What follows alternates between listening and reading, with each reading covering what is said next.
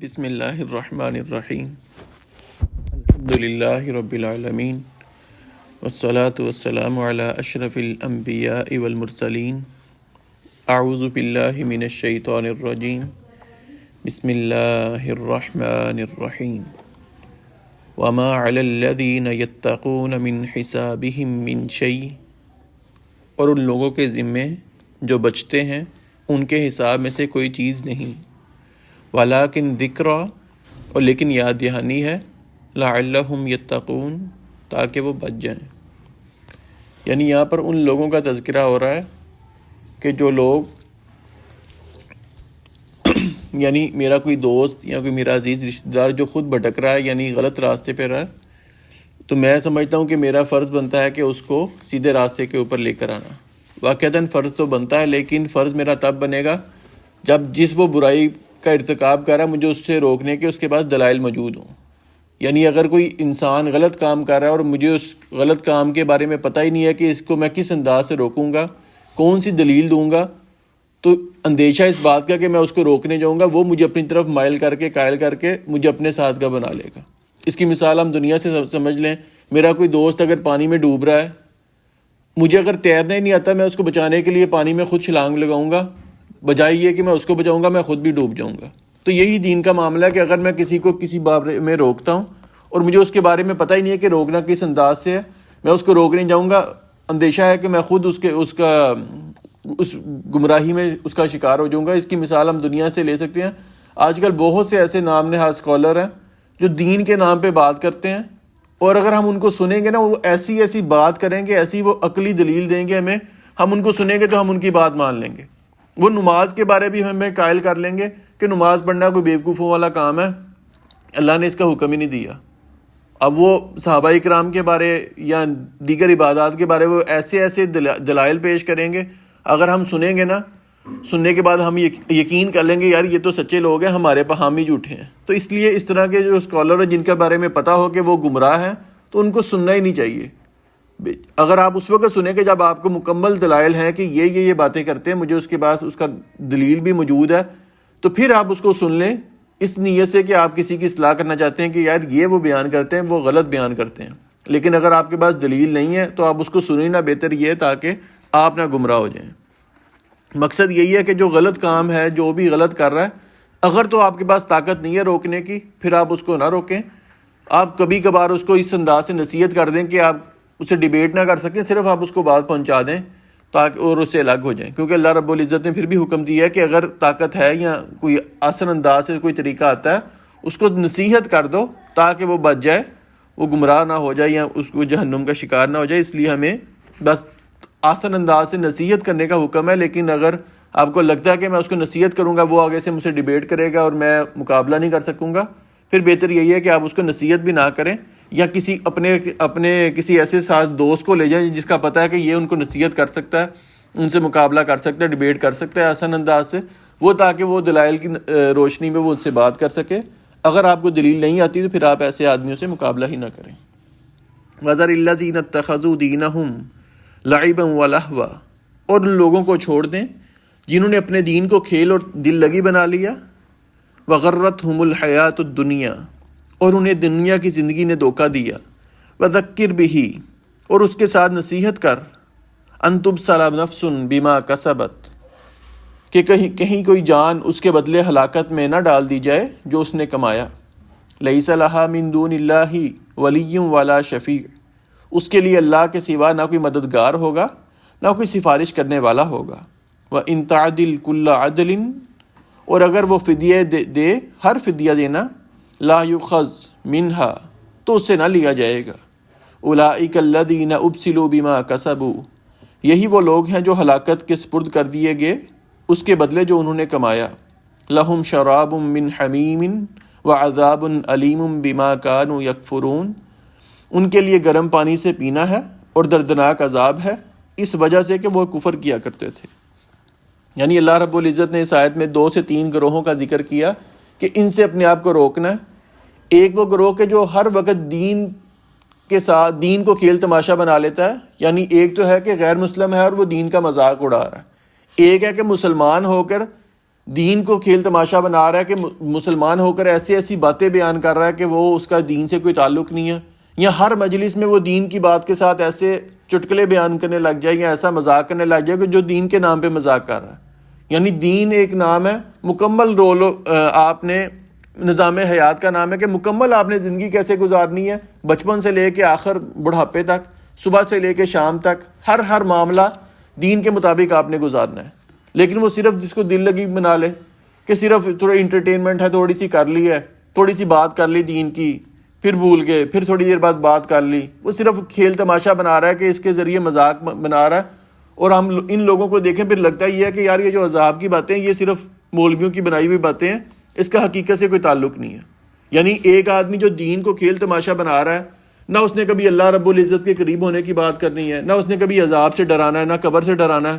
ہمیں تو یہ لگے گا اصل دین تو یہی بیان کر رہا ہے جو ہماری سوچ کے مطابق ہے، ہماری کہہ لیں کہ جو ہماری خواہشات ہے اس کے مطابق بیان کرے گا.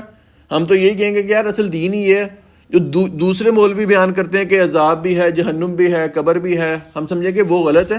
صرف یہی آدمی صحیح بیان کرتا ہے. اس لیے اللہ رب العزت نے بیان کیا کہ جس کا دین کے متعلق رویہ جو ہے وہ مثبت نہ ہو، نان سیریس ہو، اس کے متعلق آپ نے بات نہیں کرنی، اس سے آپ نے کنارہ کشی اختیار کرنی ہے. دوسرا یہاں پر اللہ رب العزت نے بیان فرمایا وغرتہم الحیات الدنیا، اور ایسے آدمی کے صرف جو دنیا کے پیچھے بھاگتے ہیں، جن کو آخرت کی فکر ہی نہیں ہے، کبھی ذہن میں خیال ہی نہیں آیا کہ نماز بھی پڑھنی ہے، ان کو ان کی دنیا کی زندگی نے اس لیے مبتلا کر دیا، دھوکے میں ڈال دیا کہ جس آدمی کے پاس دنیا جہان کی ہر نعمت موجود ہو، اس کے پاس ہر قسم کی سہولت موجود ہے، یعنی اس کو کام کرنے کی ضرورت نہیں ہے، سارے اس کے ملازم آگے لگے ہوئے ہیں اور ہر قسم کی اس کے پاس سہولت موجود ہے، اس نے تو یہی سمجھنا ہے کہ اصل زندگی یہ ہے، آگے تو کوئی ہے ہی نہیں. تو یہ اس کی دنیا کی زندگی کے یہ جو میرے پاس جو حسن ہے، میرے پاس مال ہے، دولت ہے، یہ جو 2 دن کی جو زندگی اللہ نے دی ہے، یہی سب کچھ ہے، اس کو دنیا کی زندگی میں دھوکے میں ڈال دیا. تو اس لیے اللہ رب العزت نے بیان فرمایا کہ اس آدمی سے بھی آپ کو بچنا ہے. بچنا اس لیے کیونکہ آپ علیہ الصلوۃ والسلام کی حدیث ہے کہ آپ نے دنیا کے معاملے میں اپنے سے نیچے والے کو دیکھنا ہے، دین کے معاملے میں اپنے سے اوپر والے کو دیکھنا ہے. اب میں ایک دوست کے پاس بیٹھوں کہ جس کے پاس 4 گاڑیاں گھر میں کھڑی ہیں، 10 ملازم اس کے گھر کام کر رہے ہیں، اس کے پاس مہنگے سے مہنگے آئی فون ہے، سب کچھ اس کے پاس موجود ہے. دوسری طرف میرے پاس چھوٹا سا موبائل ہو، نہ اینڈرائڈ فون ہو، نہ میرے پاس گاڑی ہو، سائیکل پہ میں آنے جانے والا ہوں، میرے گھر میں ایک ٹائم کی روٹی ہو، اس کے گھر میں ہر وقت شاہی کھانے چلتے ہیں. تو میں تو اس کی طرف دیکھ کے متاثر ہوں گا، میں کہوں گا اصل زندگی یہ ہے، میرے پاس تو کچھ ہے ہی نہیں. میں اپنی دنیا کی زندگی پہ افسوس کرنے لگوں گا کہ میں کون سی زندگی بسر کر رہا ہوں، اصل زندگی تو یہ بسر کر رہا ہے. اس لیے فرمایا کہ دنیا کے معاملے میں اپنے سے نیچے والے کو دیکھو کہ میرے پاس اگر سائیکل ہے، کوئی آدمی ایسا بھی ہے کہ جس کے پاس سائیکل بھی نہیں ہے. مجھے اللہ نے ٹانگیں دی ہیں، میں ٹانگیں سے چل کر جاتا ہوں، فلاں آدمی کے پاؤں نہیں ہے، وہ زمین پر کیسے چلتا ہے؟ اپنے ہاتھ کے بل چلتا ہے.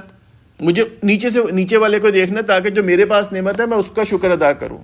اور دین کے متعلق فرمایا کہ میں دیکھتا ہوں کہ میں تو صرف 5 وقت کی نماز پڑھتا ہوں، میرا فلاں دوست ہے وہ تو تہجد گزار ہے، مجھے ہو کہ یار میں بھی تہجد پڑھوں، وہ تو دن کے 2 پاروں کی تلاوت کرتا ہے، میں کیوں کم کرتا ہوں؟ میں بھی اس کے ساتھ مل جاؤں، اس سے زیادہ کروں. دین کے معاملے میں اپنے سے اوپر والے کو دیکھیں تاکہ آپ کو رغبت ہو، شوق ہو کہ میں بھی زیادہ پڑھ جاؤں، میں بھی زیادہ دین کا کام کروں. لیکن دنیا میں اپنے سے نیچے والے کو دیکھنا ہے. اور اگر آپ ایسے آدمی کو دیکھیں گے جو صرف دنیا کی زندگی کے پیچھے بھاگتا ہے، پھر ہم اپنی دنیا کی زندگی بھی تباہ کریں گے، خراب کریں گے اس کے پیچھے لگ کے کہ ہمارے پاس تو کوئی ہے نہیں، اللہ کی نعمتوں کی ناشکری کریں گے. اس لیے فرمایا کہ ایسے آدمیوں سے آپ کو پیچھے ہٹ جانا چاہیے. لیکن وذکر بھی، نصیحت ان کو لازمی کریں تاکہ یہ نہ ہوگا کہ وہ اپنے اعمال کی بنا پر تباہ و برباد ہو جائیں. یعنی اس میں ایک رویہ یہ بھی ہے کہ ہم اگر ہمارے خاندان میں کوئی آدمی ایسا ہے کہ جو بے حیائی کو فروغ دینے والا ہے، جو دیگر مجالس میں جاتا ہے، ہم اسے کیا کرتے ہیں؟ مکمل بائیکاٹ کر لیتے ہیں. جب تک ہم اسے بائیکاٹ نہیں کرتے، وہ تھوڑی سی شرم و حیا کا مارا پھر بھی ہمارے سامنے کوئی گناہ نہیں کرتا، ہماری وجہ سے وہ کسی گناہ سے رکتا ہے. لیکن ہم اسے بائیکاٹ کر لیں مکمل کہ اس سے ملنا ہی نہیں ہے، یہ تو گنہگار گار آدمی ہے، وہ جو تھوڑا سا رکتا تھا وہ بھی نہیں رکے گا. آپ اس کو ملیں ضرور، اس سے نصیحت کریں. ہاں آپ کو یہ اندیشہ ہے کہ میری اولاد اس کے ساتھ رہ کے خراب ہو سکتی ہے، آپ تھوڑا سا اس سے دور ہٹ سکتے ہیں، کٹ آف ہو جائیں، لیکن مکمل کٹ آف ہو جانا یہ شریعت کے لحاظ سے درست نہیں ہے. ہاں یہ ہے کہ وہ اس قدر ہی خراب ہو جائے کہ آپ کو لگتا ہے کہ اب یہ واپس ہی نہیں آ سکتا، یا آپ کی اولاد کو بھی خراب کر رہا ہے، پھر آپ اس سے تھوڑا سا اور دور ہو سکتے ہیں. لیکن نصیحت پھر بھی اللہ رب العزت نے فرمایا کریں. کیونکہ یہ نہ ہو کہ وہ اپنے اعمال کی وجہ سے جہنم میں چلا جائے. اور فرمایا کہ پھر اس دن نہ اللہ رب العزت کے یہاں کوئی ولی ہوگا، نہ کوئی دوست ہوگا، نہ کوئی سفارش کرنے والا ہوگا. ولی کا مطلب ہم پہلے بھی سفارش کا جان چکے ہیں. اس کا ایک اور انداز سے مطلب سمجھ لیں کہ ولی سے مراد، دوست سے مراد، مددگار سے مراد وہ ہے کہ جو آپ کا ہمیشہ کا دوست ہے. یعنی آپ جس دوست وہ ہوتا ہے کہ جس کو ہم ہر مشکل میں اپنے ساتھ کہتے ہیں کہ یار یہ مشکل ہے میری مدد کرنا، وہ آپ کے ساتھ کھڑا ہوتا ہے. لیکن جو سفارش ہوتی ہے وہ کبھی کبھار ہوتی ہے، وہ آپ اکثر طور پر اس سے کرواتے ہیں کہ جو آپ کو جانتا نہیں ہے. یعنی وہ کسی بڑے عہدیدار کی کروانی ہے، وہ آپ کا جاننے والا نہیں ہے، کسی کے ریفرنس سے آپ کروائیں گے، وہ عارضی سفارش ہوگی. تو ولی سے مراد، مددگار سے مراد جو آپ کا دوست ہے، دائمی دوست ہے، ہمیشہ کا دوست ہے. اور جو شفیع ہے یعنی سفارش کرنے والا، اس سے مراد کوئی عارضی دوست جس سے آپ سفارش کروا سکتے ہیں. فرمایا اللہ کے ہاں ایسا بھی کوئی معاملہ نہیں ہے. اور اگر اس دن وہ اپنی دنیا کی ساری دولتیں بھی دینا چاہے فدیے کے طور پر، اللہ رب العزت اس کو قبول نہیں کریں گے. اولئک الذین ابسلوا بما کسبوا، یہی وہ لوگ ہیں جو اپنے کیے کی وجہ سے عذاب میں مبتلا ہو رہے ہیں. یعنی دنیا میں بھی اس کی ہم مثال سمجھ سکتے ہیں. کوئی ہمارا دوست ہو، بہت ہی کوئی بڑا جرم کر کے آیا ہو، ہم اس کے لیے کوئی بڑی سے بڑی سفارش ڈھونڈ لیں. ہم سفارش ڈھونڈ کے جج کے پاس جائیں گے، جج کہے گا کہ یار اس کے اوپر تو پرچے اتنے زیادہ ہیں، جرم اتنے زیادہ ہیں کہ اس کو میں کسی طریقے سے معاف ہی نہیں کر سکتا. یعنی کہ اگر میں اس جرم میں اس کو معاف کروں گا، بری کروں گا، یہ دوسرے جرم میں پکڑا جائے گا. مطلب اس کے گناہ اتنے زیادہ ہیں. تو اللہ رب العزت بھی فرما رہے ہیں کہ وہ روز قیامت اس کے گناہ ہی اتنے زیادہ ہیں کہ کوئی سفارش کرنا بھی چاہے تو سفارش قبول ہی نہیں کی جائے گی کہ اس کے گناہ اتنے زیادہ ہیں. وہ اپنے کیے کی وجہ سے آج عذاب میں مبتلا ہو رہا ہے. پھر فرمایا کہ اس کے لیے کھولتا ہوا پانی ہوگا اور دردناک عذاب ہوگا، اس وجہ سے کہ وہ اللہ رب العزت کی نافرمانی کرنے والا تھا، اللہ کے ساتھ کفر کرنے والا تھا. اگلا پیج کر لیں. قل، کہہ دیجئے، اندعو من دون اللہ، کیا میں اللہ کے سوا اس کو پکاروں، ما لا ينفعنا ولا يضرنا، جو نہ ہمیں نفع دے اور نہ ہمیں نقصان دے. ونرد على اعقابنا بعد اذ هدانا اللہ، اور ہم اپنی ایڑیوں پر پھیر دیے جائیں اس کے بعد کہ اللہ رب العزت نے ہمیں ہدایت دی ہے. کالذی، اس شخص کی طرح، استوته الشیاطین فی الارض حیران، اس شخص کی طرح جسے شیطانوں نے زمین میں بہکا دیا ہے. لہ اصحاب یدعونہ الی الہدی ائتنا، اس حال میں حیران ہے کہ اس کے کچھ ساتھی ہیں جو اسے سیدھے راستے کی طرف بلا رہے ہیں کہ ہمارے پاس چلا آ. قل، کہہ دیجئے، ان ھدی اللہ ھو الھدی، بے شک اللہ کا بتایا ہوا راستہ ہی اصل راستہ ہے. وَأُمِرْنَا لِنُسْلِمَ لِرَبِّ الْعَالَمِينَ، اور ہمیں حکم دیا گیا ہے کہ ہم جہانوں کے رب کے فرما بردار بن جائیں. یعنی اللہ رب العزت نے یہاں پر آپ علیہ الصلوۃ والسلام کی زبان مبارک سے یہ فرمایا کہ میں اس ذات کی پیروی کروں، اس ذات کو پکاروں جو نہ ہمیں ہمارے نفع کا نقصان ہے، یا نہ نفع کا مالک ہے، نہ نقصان کا مالک ہے. یعنی اگر اللہ رب العزت کے علاوہ میں کسی کو پکارتا ہوں، ہمارا تو عقیدہ ہے کہ نہ وہ ہمیں نفع دے سکتا ہے نہ نقصان دے سکتا ہے، اور پھر میں اس ذات کو کیوں پکاروں کہ جو نہ نفع دے سکتی ہے نہ نقصان دے سکتی ہے اللہ کے علاوہ. فرمایا کہ اس کی مثال اس شخص کی طرح ہے کہ جو ایک آدمی جو دیوانہ ہے، یعنی اس کا دماغ درست نہیں ہے. اب وہ کسی روڈ پہ چلتا ہے، اس کو نہیں پتا میں نے کس راستے پہ جانا ہے. وہ 4 قدم ادھر کو چلے گا، 3 قدم ادھر کو چلے گا، 2 قدم پھر کہیں اور کو چل پڑے گا. یعنی اس کو پتہ ہی نہیں ہے کہ میں نے گھر کیسے پہنچنا ہے، کون سے راستے سے گھر جانا ہے. فرمایا کہ اگر انسان اللہ رب العزت کے در کو چھوڑتا ہے، غیر اللہ کے در پہ جائے گا، پھر وہ اسی آدمی کی طرح ہے کہ جو پاگل انسان ہے.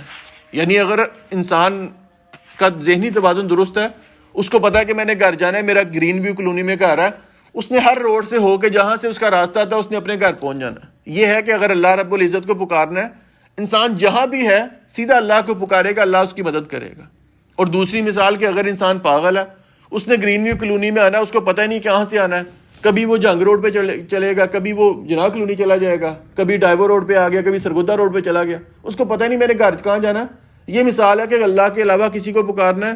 اولاد کے لیے میں کسی اور کو کے پاس جاؤں گا، اگر رزق مانگنا ہے میں کسی اور سے مانگوں گا، صحت مانگنی میں کسی تیسرے کے پاس چلا جاؤں گا، رزق مانگنا میں چوتھے کے پاس چلا جاؤں گا. مطلب در در پھرے گا. فرمایا یہ اس شخص کی مثال ہے جو انسان غیر اللہ کو پکارتا ہے، وہ ایسے ہی ہے جیسے پاگل انسان اپنے راستہ بھول جاتا ہے. اس آدمی کی طرح جو پاگل انسان ہے، مشرک کی مثال بھی پاگل کی طرح اللہ رب العزت نے بیان فرمائی ہے. وَأَنْ أَقِيمُوا الصَّلَاةَ وَاتَّقُوهُ، اور یہ کہ تم نماز قائم کرو اور اسی سے ڈرو، وَهُوَ الَّذِي، اور وہی ہے، اِلَيْهِ تُحْشَرُونَ، جس کی طرف تم اکٹھے کیے جاؤ گے۔ یعنی اللہ رب العزت نے حشر والے دن فرمایا کہ اللہ کی طرف حشر میں اکٹھے کیے جاؤ گے۔ اس میں کامیاب ہونا تو دو طریقے ہیں، وَأَقِيمُوا الصَّلَاةَ، نماز قائم کرنی ہے، وَاتَّقُوهُ، اور اللہ سے ڈرنا ہے، یعنی تقوی اختیار کرنا ہے۔ تو فرمایا یہ دو کام جس کے اندر پائے جائیں گے، وہ اللہ کی طرف جب جمع اکٹھا کیا جائے گا میدان محشر میں تو کامیاب ہو جائے گا۔ یہ دو صفات اللہ رب العزت ہمیں اپنے اندر پیدا کرنے کی توفیق عطا فرمائے۔ وَهُوَ الَّذِي، اور وہی ذات ہے، خلق السماوات والارض، جس نے آسمان اور زمین کو پیدا کیا، بالحق، حق کے ساتھ، وَيَوْمَ يَقُولُ، اور جس دن کہے گا کن، ہو جا، فیکون، تو وہ ہو جائے گا، قَوْلُهُ الْحَقُّ، اس کی بات ہی سچی ہے، وَلَهُ الْمُلْكُ يَوْمَ يُنفَخُ فِي الصُّورِ، اور جس دن سور میں پھونکا جائے گا اسی کی بادشاہت ہوگی، عالم الغیب والشہادہ، وہ غیب اور حاضر کو جاننے والا ہے، وَهُوَ الْحَكِيمُ الْخَبِيرُ، اور وہی کمال حکمت والا، پوری خبر رکھنے والا ہے۔ یعنی اللہ رب العزت نے آسمان اور زمین کو پیدا کیا بالحق، کسی مقصد کے تحت پیدا کیا، بلا وجہ پیدا نہیں کیا۔ اور فرمایا کہ اللہ رب العزت کی بادشاہت اس قدر زیادہ ہے کہ اللہ رب العزت صرف کن کہیں گے تو کام ہو جائے گا، اور جس دن سور میں پھونکا جائے گا فرمایا اس دن بھی اللہ رب العزت کی بادشاہت ہوگی۔ یعنی قرآن نے دوسری جگہ پر بیان کیا کہ دنیا میں جتنے بھی معبود ہیں، روز قیامت اللہ رب العزت کے ہاں ہر انسان اپنے آپ کو کہے گا کہ کاش آج میں نے اللہ کو پکارا ہوتا۔ وہاں پر جو اس کے پیر فقیر ہیں، جو جتنے بھی وہ بڑے آدمیوں کو مانتا تھا، وہاں پر اللہ کے علاوہ کسی کی بادشاہت نہیں چلے گی۔ اللہ فرمائیں گے کہ آج کس کی بادشاہت ہے؟ آج اللہ کی بادشاہت ہے۔ فرمایا کہ جس دن کسی کی بادشاہت نہیں چلے گی، وہاں پر اگر اللہ کی بادشاہی چلے گی تو دنیا میں بھی انسان کو چاہیے کہ اللہ رب العزت کو ہی بادشاہ مانے، اللہ کو ہی اپنا رب مانے۔ اور فرمایا عالم الغیب والشہادہ، اللہ کے نزدیک جو ہے غیب اور حاضر سب کچھ برابر ہے۔ یعنی جو غیب اور حاضر کی چیز ہے، یعنی ایک چیز میرے سامنے نہیں ہے، باہر کیا ہو رہا ہے، وہ میرے لحاظ سے غیب ہے، اللہ رب العزت کے لحاظ سے وہ بھی حاضر ہے، اور جو سامنے ہے وہ بھی حاضر ہے۔ یعنی اللہ کے تو ہر چیز کا علم ہے، اللہ کے لحاظ سے ہر چیز حاضر ہی ہے، سامنے ہی ہے۔ غیب ہمارے لحاظ سے ہو سکتی ہے، اللہ کے لحاظ سے نہیں ہے۔ وَهُوَ الْحَكِيمُ الْخَبِيرُ، اللہ رب العزت پوری حکمت والا ہے، اور اللہ رب العزت ہر بات کو جاننے والا، خبر رکھنے والا ہے۔ وَإِذْ قَالَ إِبْرَاهِيمُ لِأَبِيهِ آزَرَ، اور جب ابراہیم علیہ السلام نے اپنے باپ آزر سے کہا، أَأَتَّخِذُ أَصْنَامًا آلِهَةً، کیا آپ بتوں کو معبود بناتے ہیں؟ إِنِّي أَرَاكَ وَقَوْمَكَ فِي ضَلَالٍ مُبِينٍ، بے شک میں آپ کو اور آپ کی قوم کو کھلی گمراہی میں دیکھتا ہوں۔ یعنی یہاں سے ابراہیم علیہ السلام کا واقعہ شروع ہو رہا ہے۔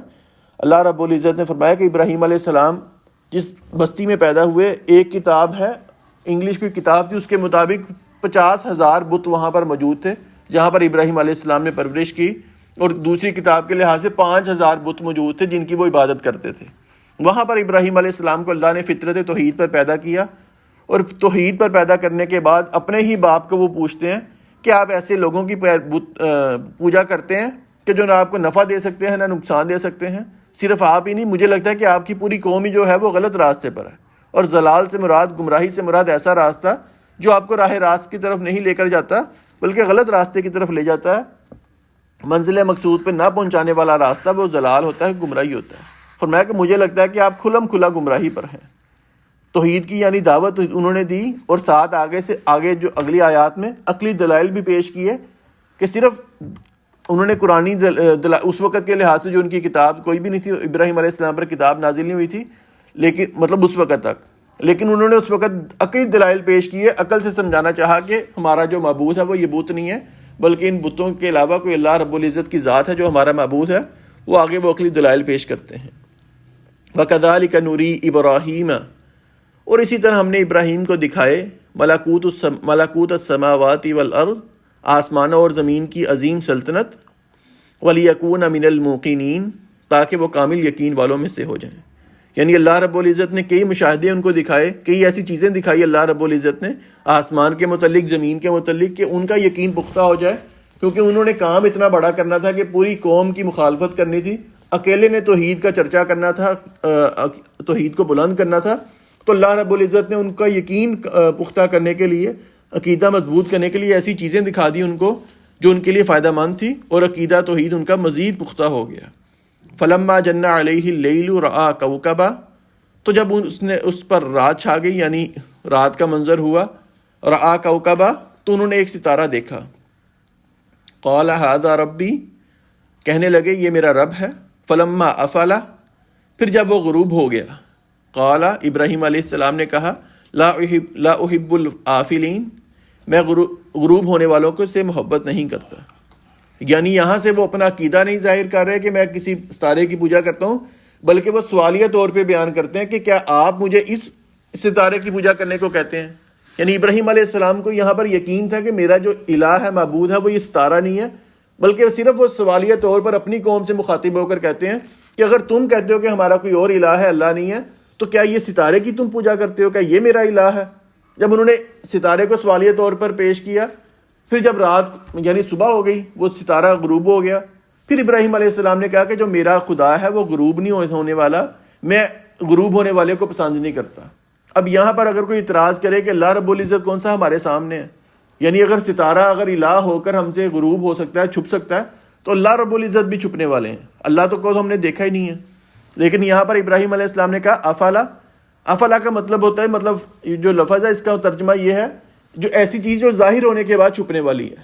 اللہ رب العزت کو تو ہم نے ابتدا سے ہی نہیں دیکھا، یعنی اللہ کا اس سے مقابلہ نہیں ہو سکتا، یہ وہ چیز ہے جو ایک دفعہ سامنے آئی ہے پھر چھپ گئی ہے، جبکہ اللہ کو تو ہم نے شروع سے ہی نہیں دیکھا، اس لیے اللہ کا مقابلہ اس سے نہیں ہو سکتا۔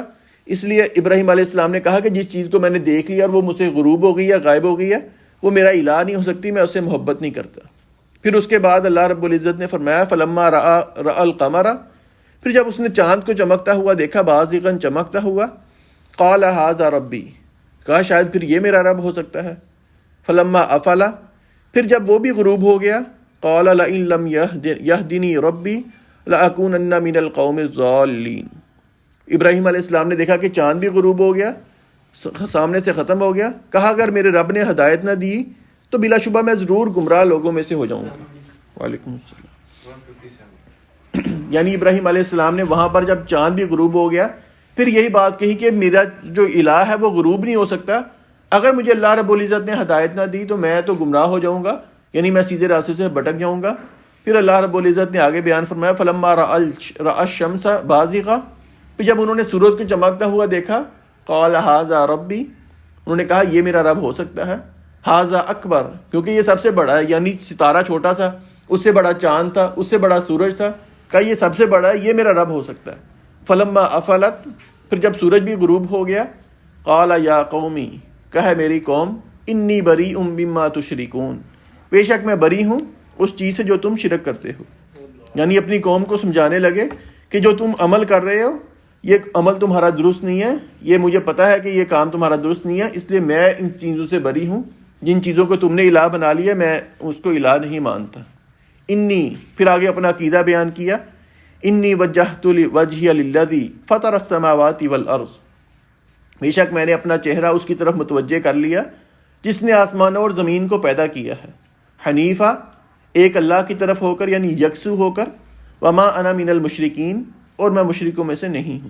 یعنی یہ ابراہیم علیہ السلام نے اپنا عقیدہ بیان کیا کہ میں صرف اس ذات کی پیروی کرتا ہوں جس نے آسمان کو پیدا کیا، زمینوں کو پیدا کیا، صرف میں اس اللہ کی پیروی کرتا ہوں یکجو ہو کر، یکسو ہو کر، میں کسی اور کو اللہ کا شریک نہیں ٹھہراتا۔ یعنی یہ جو کسی چیز میں فوکس کرنا یہ اتنا اہم ہے، ہم اس کو دنیا میں بھی سمجھ سکتے ہیں۔ یعنی اگر کوئی اسٹوڈنٹ دیکھ لیں کہ اس نے میٹرک کر لیا، میٹرک کے بعد وہ سوچتا ہے کہ میں نے آگے کیا کرنا ہے، کبھی وہ سوچتا ہے کہ میں نے آرٹس کی فیلڈ میں جانا ہے، کبھی وہ سوچتا ہے کہ میں بایو پڑھ لوں، کبھی سوچتا ہے میں کمپیوٹر کی فیلڈ میں چلا جاؤں۔ اب وہ ایک دن اگر ایک سبجیکٹ پڑھے، دوسرے دن دوسرا پڑھے، تیسرے دن تیسرا پڑھے، وہ کسی پہ بھی فوکس نہیں کرے گا۔ وہ اسکول میں جائے، کالج میں جائے گا، اس کا دوست کہے گا یار میں نے بایو پڑھنی ہے، میرے ساتھ بایو پڑھ لے۔ اس کے ٹیچر کہیں گے کہ آپ کمپیوٹر میں اچھے تھے، آپ کمپیوٹر پڑھ لو۔ گھر والے کہیں گے یار ہم حالات ہمارے افورڈ نہیں کرتے، آپ آرٹس پڑھنا چاہتے ہو آرٹس پڑھ لو، خرچہ کم ہوگا۔ یعنی اس کا ذہن اگر تبدیل ہو رہا ہے تو وہ کسی پہ بھی فوکس نہیں کرے گا، وہ کسی ایک چیز پہ فوکس کرے گا تو ہی وہ پڑھ سکتا ہے۔ ہم اس کو کسی اور مثال سے سمجھ لیں کہ آپ کے سامنے 4 کام پڑے ہیں، آپ چاروں کو تھوڑا تھوڑا کر رہے ہیں، وہ کوئی بھی ایک کام اچھا نہیں ہوگا، بجائے یہ کہ آپ ایک کام پہ فوکس کریں وہ کام ہو۔ یہ ابراہیم علیہ السلام نے کہا کہ میں دنیا جہان کا جو بھی کام کرتا ہوں صرف اللہ رب العزت کی رضا کے لیے کرتا ہوں، چھوٹے سے چھوٹا کام بھی کرتے ہیں ابراہیم علیہ السلام کا عقیدہ یہ نظریہ یہ ہے کہ اس کام سے اللہ خوش ہو جائے، صرف ان کا یہ مطلوب ہے۔ یہ انہوں نے فرمایا کہ میں یکسو ہو کے اللہ کی عبادت کرتا ہوں، مجھے نہیں پرواہ کہ میرے گھر والے میرا ساتھ دے رہے ہیں کہ نہیں دے رہے، میرا دوست میرا معاشرہ میرا ساتھ دے رہا کہ نہیں دے رہا، صرف وہ اس لیے کام کر رہے ہیں کہ اللہ رب العزت راضی ہو جائے، صرف اللہ کو راضی کرنے کے لیے وہ کام کر رہے ہیں، اس لیے ان کو لوگوں کی پرواہ نہیں تھی۔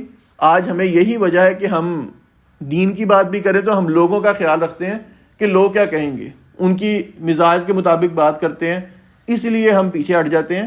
وغیرہ جو صحیح علماء تھے وہ لوگوں کا خیال نہیں کرتے تھے، بلکہ وہ صرف اللہ والی بات کرتے تھے، کہ کسی کو بری لگے اچھی لگے، وہ دین کی بات کرتے تھے، لوگوں کے مزاج کا خیال نہیں کرتے تھے کہ لوگ کیا کہیں گے، شاید کہ میں ایسی بات کہوں لوگ خوش ہو جائیں، لوگ مجھے نوازنے لگ جائیں۔ بڑے لوگوں کا، بڑے علماء کا یہ نظریہ نہیں ہوتا تھا۔ آج اس لیے ہم دیکھتے ہیں کہ اکثر جو مساجد ہوتی ہے اس میں اگر کوئی انتظامیہ کوئی غلط کام بھی کرتی ہے شریعت کے، اس کو عالم دین جو ہے، مسجد کا خطیب ہے، امام ہے، اس کو ٹوک نہیں سکتا، پتہ ہے کہ اگر اس کو میں نے ٹوکا تو میری نوکری چلی جائے گی۔ اس لیے انتظامیہ جو مرضی کرتی رہے، ان کو پوچھنے والا کوئی نہیں ہوتا۔ جبکہ بڑے علماء تھے وہ نہیں دیکھتے تھے کہ انتظامیہ غلط کر رہی ہے نہیں کر رہی، دو ٹوک بات کر دیتے، اچھی لگے بری لگے نکال دیں، کیونکہ رزق کا ذمہ اللہ کے ہے، کسی آدمی کے پاس ہمارا رزق نہیں لکھا ہوا۔ اس لیے یہ بات ابراہیم علیہ السلام نے کی ہے کہ جو میرا عقیدہ ہے وہ صرف اللہ کی رضا کے لیے ہے، میں اللہ کے علاوہ کسی سے نہیں ڈرنے والا۔ وَحَاجَّهُ قَوْمُهُ، اور اس کی قوم نے اسے جھگڑا کیا۔ قال، اس نے کہا یعنی ابراہیم علیہ السلام نے کہا، اَتُحَاجُّونِي فِي اللَّهِ، کیا تم مجھ سے اس اللہ کے بارے میں جھگڑتے ہو؟ وَقَدْ هَدَانِي، حالانکہ اللہ رب العزت نے یقیناً مجھے ہدایت دی ہے۔ وَلَا أَخَافُ مَا تُشْرِكُونَ بِهِ إِلَّا أَن يَشَاءَ رَبِّي شَيْئًا، اور میں اس سے نہیں ڈرتا جسے تم اس کے ساتھ شریک ٹھہراتے ہو، بناتے ہو، مگر یہ کہ میرا رب کچھ چاہے۔ وَسِعَ رَبِّي كُلَّ شَيْءٍ عِلْمًا، میرے رب نے ہر چیز کا احاطہ علم سے کر رکھا ہے۔ افلا تتذکرون، تو کیا تم نصیحت حاصل نہیں کرتے؟ یعنی ابراہیم علیہ السلام نے جب اپنی قوم کے سامنے اللہ کا پیغام پیش کیا کہ میں صرف جو بھی کام کرتا ہوں اللہ کی رضا کے لیے کرتا ہوں، اس کے بعد اس کی قوم نے آپ سے جھگڑا کرنا شروع کر دیا، اپنے معبودوں کے دلائل پیش کرنا شروع کر دیے۔ پھر آپ نے کہا کہ کیا تم اللہ کے بارے میں مجھ سے جھگڑتے ہو کہ اللہ نے مجھے ہدایت دی ہے؟ پھر فرمایا کہ بتوں کی جو توہین میں کر رہا ہوں، کیونکہ وہ ڈرانے لگے تھے کہ اگر آپ بتوں کی توہین سے باز نہ آئے، آپ نے بتوں کو نہ مانا تو بت آپ کو یہ نقصان پہنچا سکتے ہیں۔ یعنی ابراہیم علیہ السلام اپنا عقیدہ بیان کرتے ہیں کہ میں کسی ایسی چیز سے نہیں ڈرتا کہ جو تم شریک ٹھہرا رہے ہو کہ مجھے نقصان دے سکتے ہیں، میں اللہ سے ڈرنے والا ہوں، تمہارے بت میرا جو بھی کرنا چاہیں کر سکتے ہیں، مجھے کسی چیز کا خوف نہیں ہے۔ یعنی اتنا وہ بے باک اعلان کرتے ہیں، کوئی یعنی دیکھیں کہ ایک اکیلا بندہ کھڑا ہے، اکیلا بندہ حق پہ ہے، باقی اس کے سامنے پوری جماعت، پوری قوم، پورا قبیلہ جو ہے وہ غلط ہے، اور وہ اکیلے کھڑے ہو کر یہ بیان کرتے کہ میں کسی سے نہیں ڈرتا، جو میرا بگاڑنا چاہو بگاڑ لو۔ یعنی وہ اتنے اللہ رب العزت پر ان کو یقین پختہ تھا کہ وہ اللہ رب العزت کے یقین کے مطابق، اللہ کی مدد کے مطابق وہ یہ بیان کرتے ہیں کہ میں اللہ کے علاوہ کسی سے نہیں ڈرتا، اور ساتھ یہ بھی بیان کر دیا کہ اگر اللہ رب العزت چاہیں گے تو میرا کوئی نقصان ہو سکتا ہے، اللہ نہ چاہیں گے تو میرا نقصان نہیں ہو سکتا۔ یعنی آگے ساتھ ہی فرما دیا کہ میرے رب کا جو علم ہے وہ ہر چیز پر وسیع ہے۔ یعنی اس کی مثال ہم دنیا سے سمجھ لیں کہ مثال کے طور پہ میں دنیا میں کوئی کام کرتا ہوں، مجھے نقصان ہوتا ہے، میں کہتا ہوں یہ نقصان نہ مجھے فلاں کی وجہ سے ہوا، میں نے اس سے نہ مطلب دشمنی پالی تھی، اس نے میرا نقصان کیا ہوگا، میرا ایکسیڈنٹ ہو گیا، کاروبار چلا گیا یا جاب سے نکال دیا، میں کہتا ہوں لوگ کہیں گے یار کتنا قسمت کتنی خراب تھی کہ اچھا بھلا تھا، ایکسیڈنٹ ہوا، جاب سے نکال دیا، بے روزگار ہو گیا۔ کوئی چھوٹا جوانی میں فوت ہو جائے، لوگ کہتے ہیں کہ یار یہ تو وقت سے پہلے ہی فوت ہو گیا۔ یعنی ہم کیسے کہہ سکتے ہیں کوئی وقت سے پہلے فوت ہو گیا؟ وقت تو ہمیں پتہ ہی نہیں کس کا کیا ہے، اللہ رب العزت نے وقت لکھا، اس کا وقت پورا ہو گیا، وہ فوت ہو گیا۔ یا کوئی چھوٹا بچہ ہوتا ہے، اس کا 1 ماہ کا بیٹا ہے، 2 ماہ کا بیٹا کسی کا، اس کا باپ اگر فوت ہو جائے، اللہ تعالیٰ سب کو زندگی دے، حفاظت فرمائے، لیکن فوت ہو جائے لوگ کیا کہتے ہیں، بیچارہ تو رول گیا، اس کی کفالت کون کرے گا، اس کو کھلائے گا کون، پلائے گا کون؟ حالانکہ اللہ رب العزت حکیم ہے، علیم ہے، اللہ جاننے والے ہیں کہ اللہ نے کیسے کس کا انتظام کرنا ہے۔ اب کتنے بڑے بڑے ائمہ اکرام تھے، بلکہ وہ ایک کتاب ہے 100 کامیاب ترین آدمی، اس میں آپ پڑھ کے دیکھیں جتنے کامیاب ترین آدمی ہیں، اکثر آدمی وہ ہیں کہ جن کا باپ نہیں تھا۔ سب سے پہلے آپ علیہ السلام کو دیکھ لیں، پہلے نمبر پہ وہ کتاب میں آپ کا نام ہے، آپ بچپن میں آپ کے والد آپ کی پیدائش سے پہلے فوت ہو گئے ہیں۔ اس کے بعد امام بخاری دیکھ لیں، کتنے بڑے ائمہ کرام ہیں، ہم دین کے لحاظ سے دیکھ لیں، دنیا کے لحاظ سے دیکھ لیں، اس میں دنیا والوں کے بھی بڑے نام ہیں کہ جن کا باپ موجود نہیں تھا ان پیدائش کے وقت یا بچپن میں فوت ہو گیا۔ تو اللہ رب العزت نے انسان کے بارے سوچا ہوتا ہے کہ اس نے کیا کرنا ہے۔ کسی کا بچپن میں باپ فوت ہو جائے تو یہ نہ سوچے کہ اس کی کفالت کون کرے گا، اس کو کھلائے گا کون، یہ تو رول گیا۔ اللہ رب العزت سب کی کفالت کرنے والے ہیں، اللہ کھلانے والے ہیں۔ یہ ابراہیم علیہ السلام نے بیان کیا کہ اگر مجھے کوئی نقصان ہو بھی گیا، میں یہ نہیں سوچوں گا نقصان مجھے اس کی وجہ سے ہوا، میری قسمت میں لکھا ہوا تھا، اللہ رب العزت کا حکم تھا، اللہ کی چاہت تھی تو یہ میرا نقصان ہوا۔ اللہ کے علم میں ہر چیز موجود ہے، کیا تم نصیحت نہیں پکڑتے؟ وَكَيْفَ أَخَافُ، اور میں کس طرح، اور میں اس سے کیسے ڈروں، مَا أَشْرَكْتُمْ، جسے تم نے شریک بنایا ہے، وَلَا تَخَافُونَ أَنَّكُمْ أَشْرَكْتُمْ بِاللَّهِ، حالانکہ تمہیں اس بات کا ڈر نہیں، تم اس بات سے ڈرتے نہیں کہ تم اللہ کے ساتھ اس کو شریک بنایا ہے، مَا لَمْ يُنَزِّلْ بِهِ عَلَيْكُمْ سُلْطَانًا، جس کی کوئی دلیل اس پر تم پر نہیں ہے اتاری، تم پر اللہ رب العزت نے جس کی کوئی دلیل نہیں اتاری۔ فَأَيُّ الْفَرِيقَيْنِ أَحَقُّ بِالْأَمْنِ، تو ان دونوں گروہوں میں سے امن کا زیادہ حقدار کون سا گروہ ہے، ان کنتم تعلمون، اگر تم جانتے ہو۔ یعنی وہ ابراہیم علیہ السلام کو ڈرا رہے ہیں۔ ابراہیم علیہ السلام آگے سے جواب دیتے ہیں کہ مجھے کسی چیز کا خوف نہیں ہے جو تم اللہ کے ساتھ شریک ٹھہرا رہے ہو، حالانکہ ڈرنا تمہیں چاہیے کہ تم اللہ کے علاوہ کسی کو معبود بنا رہے ہو اور تمہارے پاس دلیل بھی موجود نہیں ہے۔ یعنی میں اگر اللہ کو اپنا الہ مان رہا ہوں تو میرے پاس یہ دلیل موجود ہے، تمہارے پاس تو اللہ کے علاوہ کسی کو الہ ماننے کی دلیل بھی موجود نہیں ہے۔ دونوں میں سے کس گروہ کو امن میں ہونا چاہیے، پرسکون ہونا چاہیے؟ فرمایا کہ تمہیں اس بات کا علم نہیں ہے۔ یعنی ابراہیم علیہ السلام آگے سے بالکل اپنے آپ کو مطمئن رکھا ہوا ہے، کسی قسم کا خوف نہیں ہے کہ یار یہ مجھے دنیا میں نقصان پہنچا سکتے ہیں، بلکہ اعلان بیان کرتے ہیں کہ مجھے کوئی خوف نہیں ہے، خوف تمہیں ہونا چاہیے کہ تم اللہ رب العزت کے ساتھ شریک ٹھہرا رہے ہو، میں تو امن میں ہوں، میں تو پرسکون زندگی بسر کرنے والا ہوں۔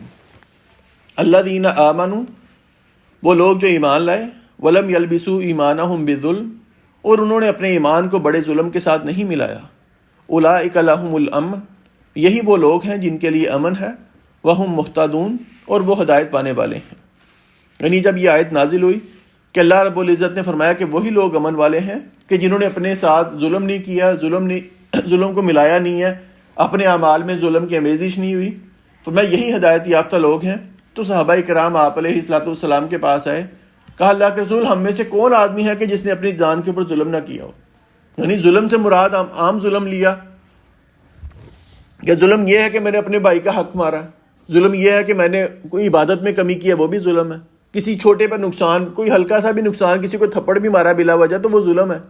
تو صحابہ کرام نے کہا اللہ کے رسول ہم میں سے کون سی ذات ہے کہ جس نے اپنے اوپر ظلم نہ کیا ہو؟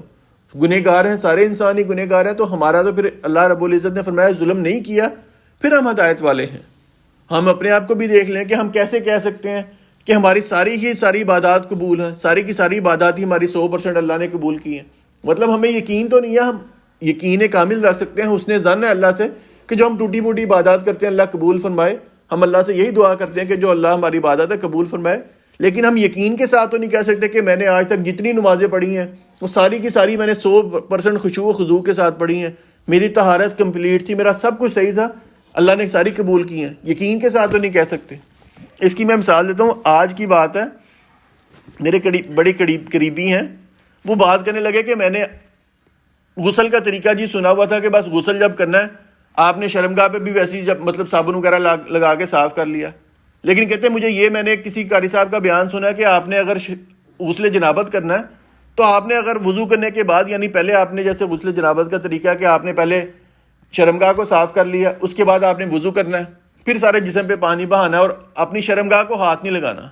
یعنی حدیث کے مطابق کہ اگر آپ نے وضو کرنے کی حالت کے بعد آپ نے غسل کیا، اپنی شرمگاہ کو ہاتھ لگا لیا تو آپ کا وضو ختم ہو جائے گا۔ یعنی وضو کرنے کے بعد شرمگاہ کو ہاتھ نہیں لگانا۔ وہ کہنے لگے مجھے تو اس بات کا پتہ ہی نہیں تھا، میں تو جب بھی غسل کرتا ہوں وضو پہلے کر لیتا ہوں اور بعد میں اپنی شرمگاہ کو بھی صابن کے ساتھ دھو لیا، صاف کر لیا، تو میرا تو آج تک کوئی وضو ہی نہیں ہوا، میری کوئی نماز ہی نہیں ہوئی۔ یعنی یہ بات ہے کہ مطلب وہ تو لا علمی کی بنیاد پر ہو گیا، اللہ معاف کرنے والا ہے۔ بات یہ ہے کہ میں بھی نہیں کہہ سکتا کہ یار میری ساری کی ساری نمازیں جو ہیں وہ اللہ نے قبول کی ہیں، کوئی کسی میں طہارت کا مسئلہ ہو سکتا ہے، کسی میں وضو نہیں صحیح ہوا، کسی میں میرا نیت شامل نہیں تھی، کسی میں نے رکعتیں غلط پڑھ لی ہیں، دعا غلط پڑھ لی، کوئی زبان سے نکل گئی، تو بس ہم اللہ سے دعا ہی کر سکتے ہیں۔ یہ بات اللہ رب العزت نے صحابہ نے بیان کی کہ اللہ کے رسول ہم نے تو ظلم کیا اپنے اوپر، تو اللہ نے منع کیا. اللہ نے کہا کہ اگر ظلم کیا تو ہمارے گناہ معاف نہیں ہے, ہم تو ہدایت والے نہیں ہیں. فرمایا یہاں پر اللہ رب العزت نے فرمایا اس ظلم سے مراد شرک ہے. یہ بات وہ ہے کہ قرآن کریم کو اگر ہم عربی زبان کے ساتھ سمجھیں گے ہم سمجھ نہیں سکتے. ہمارے بڑے مشہور ہیں پاکستان میں جاوید غامدی صاحب, وہ کہتے ہیں کہ آپ قرآن کو عربی لغت کے ساتھ سمجھیں, آپ اس کو حدیث کے ساتھ نہ سمجھیں, عربی لغت کے ساتھ سمجھیں کہ جو عرب والوں نے سمجھا ہے نا وہ عربی زبان جانتے ہیں, آپ عرب لینگویج کے ساتھ آپ قرآن کو سمجھ سکتے ہیں, حدیث کے ساتھ اس کے آپ نہ ملائیں. یہ ان کے لیے ان کے خلاف دلیل ہے کہ صحابہ کرام جو عربی ہیں وہ ظلم کا مطلب عام ظلم مراد لے رہے ہیں. آپ علیہ الصلوۃ والسلام نے حدیث میں بیان کر دیا کہ ظلم سے مراد شرک ہے, پھر ان کو صحابہ کرام کو بھی پتہ لگا کہ ظلم سے مراد شرک ہے. کیسے کہہ سکتے ہیں کہ ہم عربی زبان کے ساتھ قرآن کو سمجھ سکتے ہیں, کیونکہ ظلم کا مطلب تو ویسے ہی عام زبان میں شرک ہی ہے. عام زبان میں کسی کے ساتھ بھی ظلم کرنا ظلم ہے, لیکن یہاں پر ظلم سے مراد شرک ہے. یہ آپ علیہ الصلوۃ والسلام نے بتایا تو پتہ لگا. اس لیے ہم صرف عربی زبان پہ اوپر فوکس کر کے ہم قرآن کو نہیں سمجھ سکتے. جب تک آپ علیہ الصلوۃ والسلام کی حدیث کو شامل نہیں کریں گے ہم قرآن کو نہیں سمجھ سکتے. وَتِلْكَ حُجَّتُنَا, اور یہ ہماری دلیل ہے, آتَيْنَاهَا إِبْرَاهِيمَ عَلَىٰ قَوْمِهِ, جو ہم نے ابراہیم علیہ السلام کو اس کی قوم کے مقابلے میں دی. نَرْفَعُ دَرَجَاتٍ مَن نَشَاءُ, ہم درجوں کی بلندی کرتے ہیں جس کے چاہتے ہیں. إِنَّ رَبَّكَ حَكِيمٌ عَلِيمٌ, بے شک آپ کا رب کمال حکمت والا سب کچھ جاننے والا ہے. یعنی اللہ رب العزت نے فرمایا کہ جو ابراہیم علیہ السلام کو اللہ رب العزت نے دلائل پیش کیے, جو ان کے سامنے دلائل رکھے, یہ دلیلیں ان کے سامنے جب انہوں نے پیش کی, اس وجہ سے اللہ رب العزت نے ان کے درجات کی بلندی کی کہ کہاں پر پوری قوم ان کے مخالف ہے, کہاں پر وہ اکیلا آدمی توحید کو بلند کرنے والا ہے. اس دلائل پیش کرنے پر, اس مطلب ان کو بہادری دکھانے پر اللہ رب العزت نے درجات کی ان کی بلندی کی اور فرمایا کہ ہم جس کے چاہیں درجے بلند کر دیں. اللہ رب العزت کمال حکمت والے, کامل علم رکھنے والے ہیں. یعنی یہاں سے ہم یہ بھی دیکھ سکتے ہیں, ہم کوئی جوانی میں کوئی فوت ہو جائے, ہم کہتے ہیں کہ یار اس نے تو مطلب اپنی زندگی بھی نہیں جی, ابھی اس نے جوانی دیکھنی تھی. لیکن اللہ رب العزت کی حکمت میں تھا کہ یہ آدمی دنیا میں اگر پہلے چلا جائے گا تو بہتر ہے. کیا پتہ کہ مثال کے طور پہ کوئی 15 سال کا نوجوان ہے, 15 سال تو وہ اپنے والدین کے ساتھ رہا, اسکول میں ابھی اس کے غلط دوست نہیں بنے تھے, یا کالج میں نہیں گیا تھا, تو وہ اچھی زندگی گزار رہا تھا, نیک زندگی گزار رہا تھا, نمازیں پڑھتا تھا. کیا پتا کہ وہ کالج میں جا کر بری سوسائٹی اپنا لیتا, کالج میں جا کے وہ غلط دوست بنا کر ان کے ساتھ گناہوں میں مبتلا ہو جاتا. اللہ کی حکمت تھی کہ اللہ نے اس کو 15 سال کی عمر میں فوت کر دیا کہ وہ گناہوں سے بچ جائے. کیا پتا کہ اگر وہ زندہ رہتا, اللہ کوئی ایسی بیماری میں اس کو مبتلا کرنا تھا کہ وہ مطلب ہم سمجھ لیں کہ وہ بیڈ کے اوپر آ جائے گا, وہ لوگوں کا محتاج بن جائے گا. اللہ نے اس کو پہلے ہی چلتے پھرتے بلا لیا اپنے پاس, کوئی حادثاتی موت دے لی. اس لیے کمال حکمت اللہ رب العزت کے پاس ہے. کوئی جلدی چلا جائے, کوئی لیٹ چلا جائے, یا دنیا میں بھی ہم سمجھ لیں کہ کوئی ہمارا کاروبار میں نقصان ہو گیا, یا مال اللہ نے ہمیں کم دیا ہے, صحت کم دی ہے, اولاد نہیں دی. اللہ انسان کو یہی عقیدہ رکھنا چاہیے کہ اس میں اللہ کی کوئی حکمت ہے. اگر اللہ مجھے اولاد دیتا, کیا پتا میری اولاد نافرمان نکلتی. اللہ مجھے مال زیادہ دے دیتا, کیا پتا میں مال کے پیچھے لگ جاتا, میں دین کی طرف نہ آ سکتا. مطلب جو بھی آپ کو چیز نہیں ملی اس میں عقیدہ یہی بنانا ہے کہ اللہ کی حکمت تھی, اللہ نے مجھے نہیں دیا, کوئی بہتر فیصلہ ہو سکتا ہے. ہمارے سامنے کئی مثالیں ایسی ہوتی ہیں کہ ہم دیکھتے ہیں کہ یار فلاں کے پاس مال بہت زیادہ ہے, لیکن پتہ لگتا ہے کہ مال کی وجہ سے وہ گمراہ ہو گیا. اس کے پاس مال تھا, وہ کبھی کسی کلب میں جا رہا ہے, کبھی کسی کلب میں جا رہا ہے. پھر انسان سوچتا ہے کہ اللہ نے مجھے مال نہیں دیا, اللہ نے مجھے گناہ سے بچا لیا. اگر میرے پاس بھی پیسے ہوتے, میں بھی اس کے ساتھ, میرا دوست تھا, میں بھی اس کے ساتھ فلاں کلب میں جاتا, فلاں جگہ جا کے میں یہ گناہ کرتا.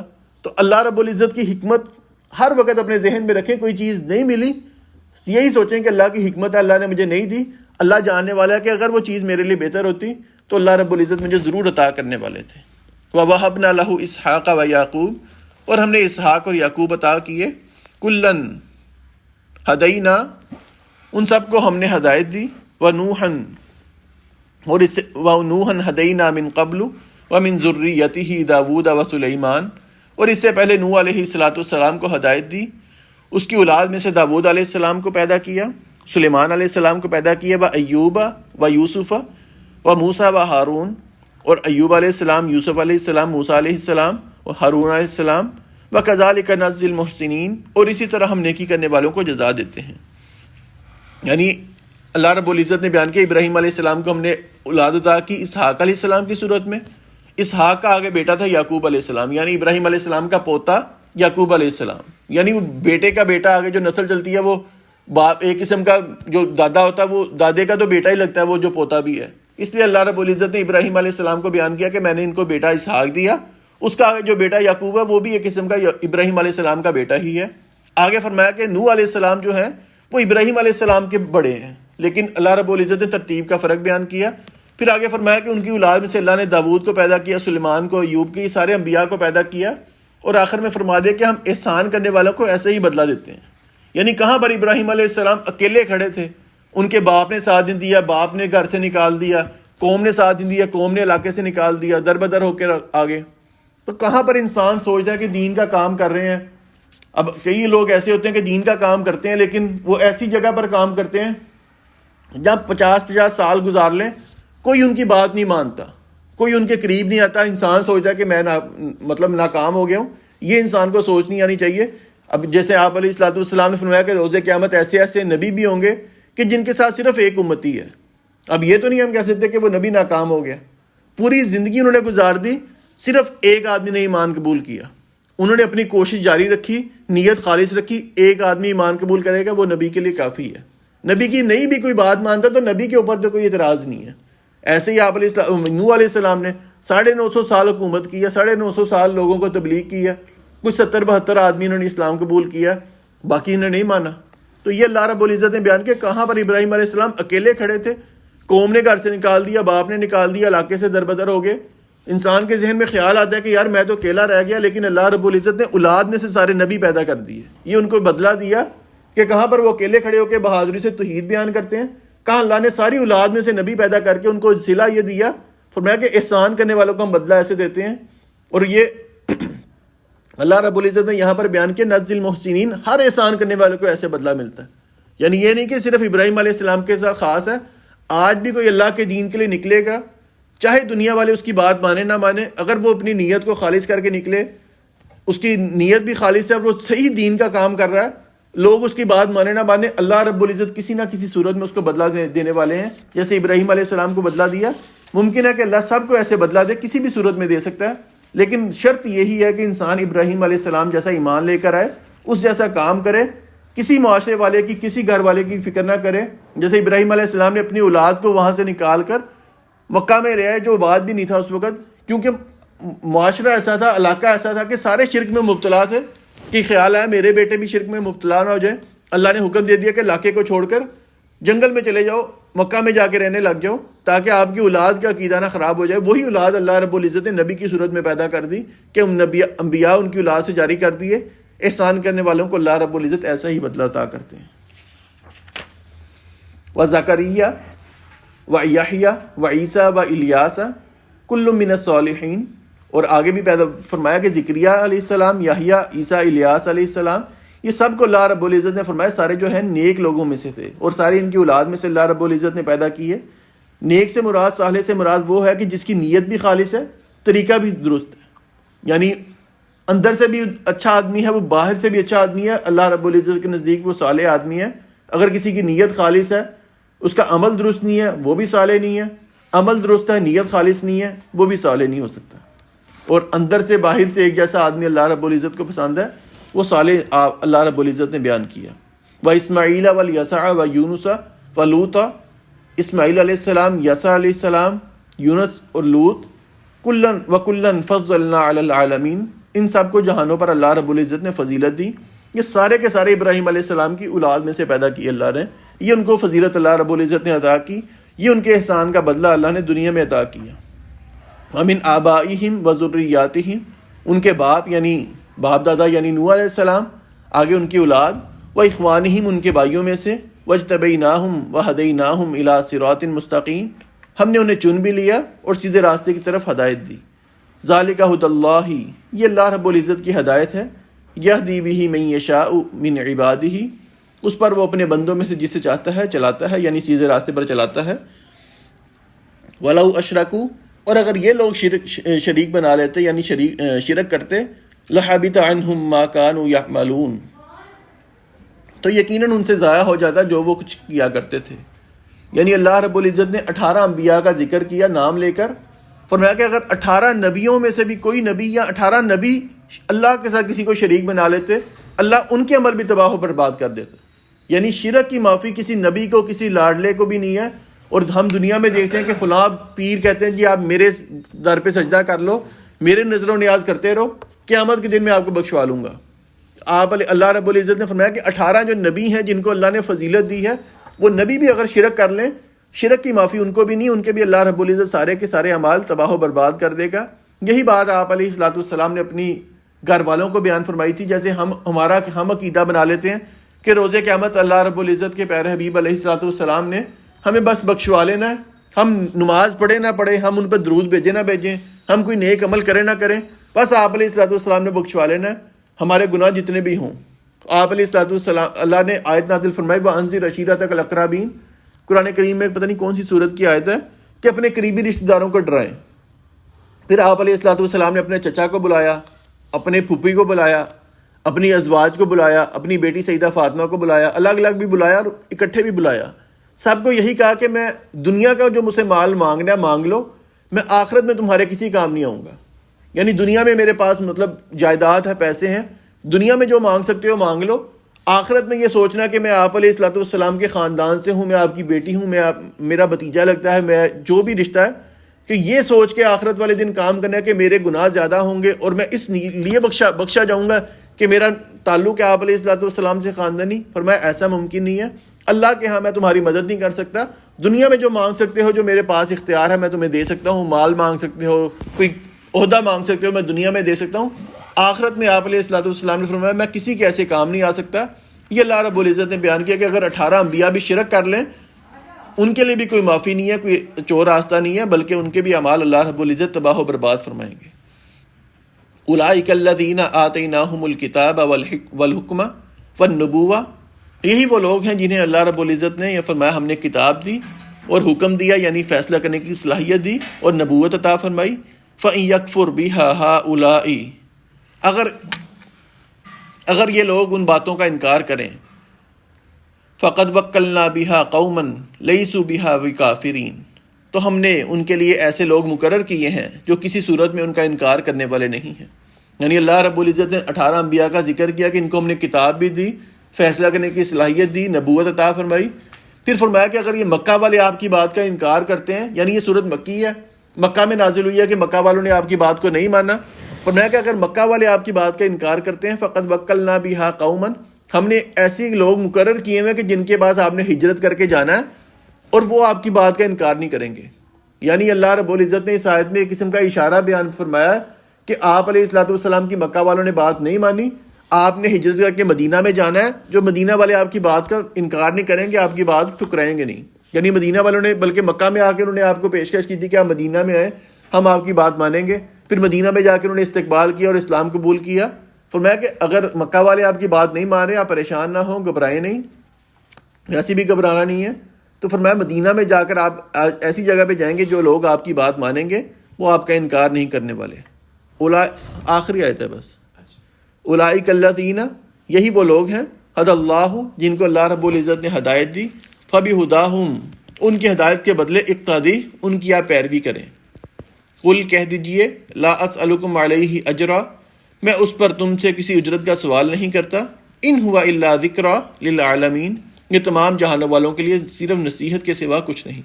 یعنی اللہ رب العزت نے فرمایا کہ یہ ابراہیم علیہ السلام ہیں، دیگر انبیاء ہیں، ان کے بدلے اللہ رب العزت نے آگے لوگوں کو ہدایت دی.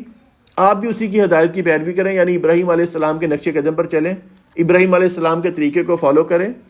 فرمایا کہ پھر آپ مکہ والوں کو یہ کہہ دیں کہ میں آپ سے کوئی مالی مدد نہیں مانگتا، مالی تعاون نہیں مانگتا، کوئی مجھے عہدہ نہیں چاہیے، کوئی لالچ نہیں ہے، صرف میں تو اللہ رب العزت کا پیغام تمہارے تک پہنچانے والا ہوں، مجھے اس کے علاوہ کچھ نہیں چاہیے.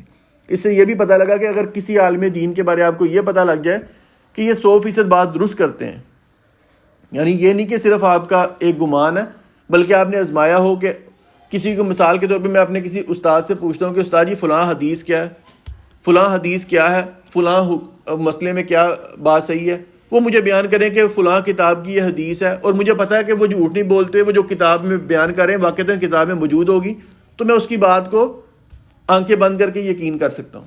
جیسے ابراہیم، یعنی مثال کے طور پر اب ہم سوشل میڈیا پہ دیکھتے ہیں کوئی لوگ ایسے بھی ہیں ان کو کہیں کہ فلاں مسئلے کی حدیث، وہ کہتے ہیں جی صحیح بخاری میں فلاں حدیث ہے، وہ اس مسئلے پر ہے.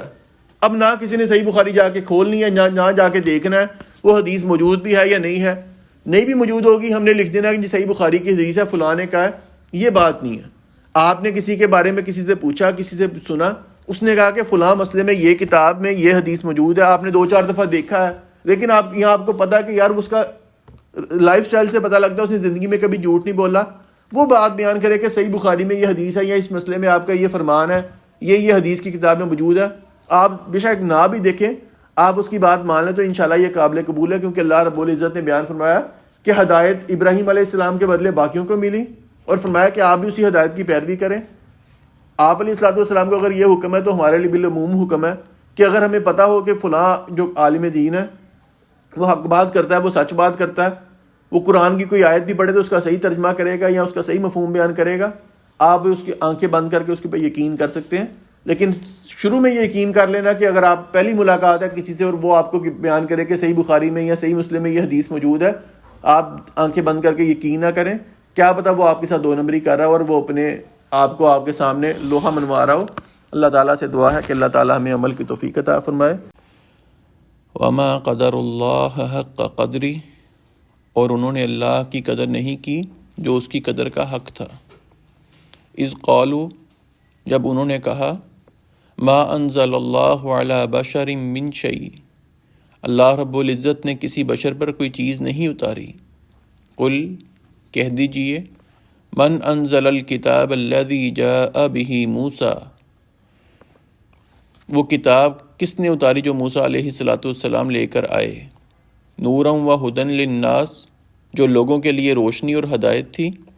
تجعلونہ قراطیس تبدونہا وتخفون کثیرا، تم اسے چند ورق بناتے ہو جنہیں ظاہر کرتے ہو اور بہت سے چھپاتے ہو. وعلمتم ما لم تعلموا انتم ولا آباؤکم، اور تمہیں وہ علم دیا گیا جو نہ تم نے جانا نہ تمہارے باپ دادا نے. قل اللہ، کہہ دیجیے اللہ رب العزت نے ہی وہ عطا کی ہے. ثم ذرہم فی خوضہم یلعبون، پھر وہ انہیں چھوڑ کر اپنی فضول بحث میں کھیلتے رہیں. یعنی اللہ رب العزت نے بیان کیا کہ جیسے اللہ رب العزت کی قدر کرنے کا حق تھا، مشرکین مکہ نے اللہ کی قدر نہیں کی. یعنی قدر سے مراد یہ کہ اللہ رب العزت کو وہ اہمیت نہیں دی، اللہ رب العزت کی معرفت حاصل نہیں کی، اللہ کی طاقت کا اندازہ نہیں لگایا. یعنی کہاں پر اللہ رب العزت کی طاقت کہ اللہ رب العزت اکیلے 7 آسمان کو 7 زمینوں کو پیدا کرنے والا، تمام مخلوق کی باتیں جاننے والا، سب کچھ اللہ رب العزت کے سامنے. اور کہاں پر انہوں نے وہی صفات کسی پتھر کے اندر، کسی مورتی کے اندر پیدا کر دی کہ یہی چیز جو اللہ رب العزت کے اختیار میں ہے وہ اس مورتی کے اختیار میں ہے. کہ یعنی اللہ رب العزت کی طاقت کا اندازہ ہی نہیں لگایا کہ اللہ کی طاقت حقیقی طور پہ کیا تھی. اور اللہ کی طاقت کو کسی غیر کے ساتھ جوڑ دینا، یہ اللہ رب العزت نے بیان کیا کہ اللہ رب العزت کی انہوں نے قدر نہیں کی. یا دنیا میں انسان جتنی بھی ڈگریاں حاصل کر لے، آج کل بھی ہم نے دیکھا ہے کہ جو دنیاوی فیلڈ میں چلے جاتے ہیں وہ کتنی ڈگریاں حاصل کر لیتے ہیں، لیکن اگر ان سے نماز کا ترجمہ پوچھ لیا جائے، نماز کا ترجمہ نہیں آتا. یعنی دنیا کے لحاظ سے وہ کامیاب ترین لوگ ہیں ہماری نظر میں، لیکن آخرت کے لحاظ سے دیکھا جائے یا دین کے لحاظ سے دیکھا جائے، ان کو نماز کے طہارت کے مسائل بھی نہیں، جو بنیادی مسائل ہیں وہ بھی نہیں پتہ. تو یہ اللہ رب العزت نے بیان کیا کہ انسان دنیا کے پیچھے پڑھ کے اتنا بھی دنیا کے پیچھے نہ پڑے کہ وہ اللہ کو بلا بیٹھے، دین کو بلا بیٹھے، اور دین کی جو بنیادی اور ضروری باتیں ہیں ان کا بھی علم نہ حاصل کرے، گویا کہ اس نے اللہ رب العزت کی قدر نہیں کی. اور جس کو اللہ رب العزت کی معرفت حاصل ہو جائے، یعنی جو اللہ کی طاقت کو جان لے گا، اللہ کی صفات کو جان لے گا، تو پھر وہ اللہ کے ساتھ یا اللہ کی نافرمانی بھی نہیں کر سکے گا. یعنی اس میں اختیار ہی نہیں رہے گا، وہ سمجھ ہی نہیں سکتا کہ اللہ رب العزت کی اتنی طاقت ہے، اور اس کے باوجود وہ یہ اپنے اندر کیسے حوصلہ پیدا کرے گا کہ جس کو پتہ ہے کہ اگر میں نے ہلکی سی بھی نافرمانی کی تو مجھے اللہ رب العزت پکڑنے پر قادر ہے، اللہ مجھے عذاب میں مبتلا کر سکتے ہیں. پھر انسان حوصلہ ہی نہیں کر سکے گا کہ انسان اللہ کی نافرمانی کرے. شرک کرنا تو دور کی بات. دیکھا جائے تو حقیقی طور پہ ہم بھی اللہ رب العزت کی قدر نہیں کرتے، ہم نے بھی وہ اہمیت یا اللہ کی وہ معرفت حاصل نہیں کی جو ہم گناہوں میں پڑے رہتے ہیں. کبھی ہم رمضان میں آ کے پھر انسان تھوڑا سدھر جاتا ہے، نظروں میں حیا پیدا کر لیا، جھوٹ بولنے میں کمی ہو گئی، کسی کا حق کھانے میں ہم نے کمی کر لی کہ ہم کم کر لیتے ہیں.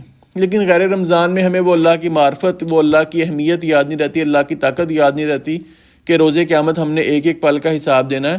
اگر ہمیں وہ اللہ تعالیٰ سے دعا ہے کہ اللہ رب العزت ہمیں وہ اہمیت عطا فرما دے، وہ معرفت نصیب کر دے کہ جس معرفت کے بعد ہم اللہ رب العزت کے کوئی نافرمانی نہ کریں، نہ کوئی گناہ میں مبتلا نہ ہوں۔ اللہ تعالیٰ ہمیں یہ معرفت نصیب کرے۔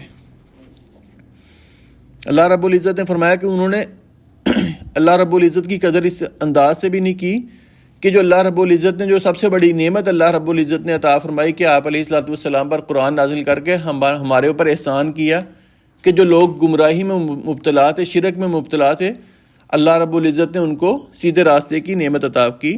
انہوں نے اللہ رب العزت کی اس نعمت کا ہی انکار کر دیا کہ اللہ نے کسی آدمی کے اوپر کوئی چیز اتاری نہیں ہے، یعنی نہ قرآن کریم اللہ رب العزت نے اتارا، خاص طور پر وہ قرآن کا انکار کر رہے ہیں کہ قرآن جیسے ہمارا عقیدہ کہ آپ علیہ الصلوۃ والسلام پر اللہ نے قرآن نازل کیا، انہوں نے اس چیز کا ہی انکار کر دیا، یہ احسان ہی نہیں مانا کہ اللہ نے کوئی چیز آپ علیہ الصلوۃ والسلام پر نازل کی ہے۔ تو فرمایا کہ پھر وہ کون سی ذات ہے، وہ کون سی کتاب تھی جو موسیٰ علیہ الصلوۃ والسلام پر نازل کی گئی؟ یعنی تمہارا ایمان ہے کہ موسیٰ علیہ الصلوۃ والسلام پر اللہ نے تورات نازل کی ہے، تو وہی ذات نے، وہی اللہ رب العزت ہیں جنہوں نے آپ علیہ الصلوۃ والسلام پر قرآن نازل کیا۔ پھر فرمایا کہ موسیٰ علیہ السلام پر جو تورات نازل کی گئی تھی وہ اس زمانے کے لحاظ سے نور بھی تھی، ہدایت بھی تھی، لیکن تمہارا رویہ یہ تھا کہ تجعلونہ قراطیس، کہ تم نے اس کو چند ورق بنا لیا۔ ورق بنانے سے مراد یہ جیسے ہمارے سامنے قرآن موجود ہے، پورا قرآن ایک جگہ موجود ہے، انہوں نے تورات کے صفحے الگ الگ کر لیے، ایک دو صفحے کسی کے پاس ہیں، دو صفحے کسی کے پاس ہیں، کسی ایک جگہ پہ پوری تورات ان کے پاس لکھی نہیں تھی، محفوظ نہیں تھی۔ وجہ کیا تھی؟ تبدونہا وتخفون کثیرا، کہ وہ اپنی جو کام کی باتیں اس میں سے وہ صرف لوگوں کے سامنے پیش کرتے تھے، جو آپ علیہ الصلوۃ والسلام کے متعلق پیشین گوئی تورات میں موجود تھی، وہ سارے صفحے انہوں نے چھپا کے رکھ لیے تاکہ لوگوں کو بتائیں گے کہ ہماری تورات میں تو یہ بات ہے ہی نہیں کہ آپ علیہ الصلوۃ والسلام نے کے اوپر قرآن نازل ہونا ہے۔ تو وہ اللہ نے فرمایا کہ تم نے اس کو ورق اس لیے بنا لیا، اس کو الگ الگ اس لیے کیا کہ تم اپنی مرضی کی بات اس میں سے لوگوں کے سامنے ظاہر کرو گے، وَتُخْفُونَ كَثِيرًا، اور بہت سی باتیں تم اس میں سے چھپا لو گے۔ یہ ان کے تورات کو الگ الگ کرنے کی اللہ رب العزت نے وجہ بیان فرمائی۔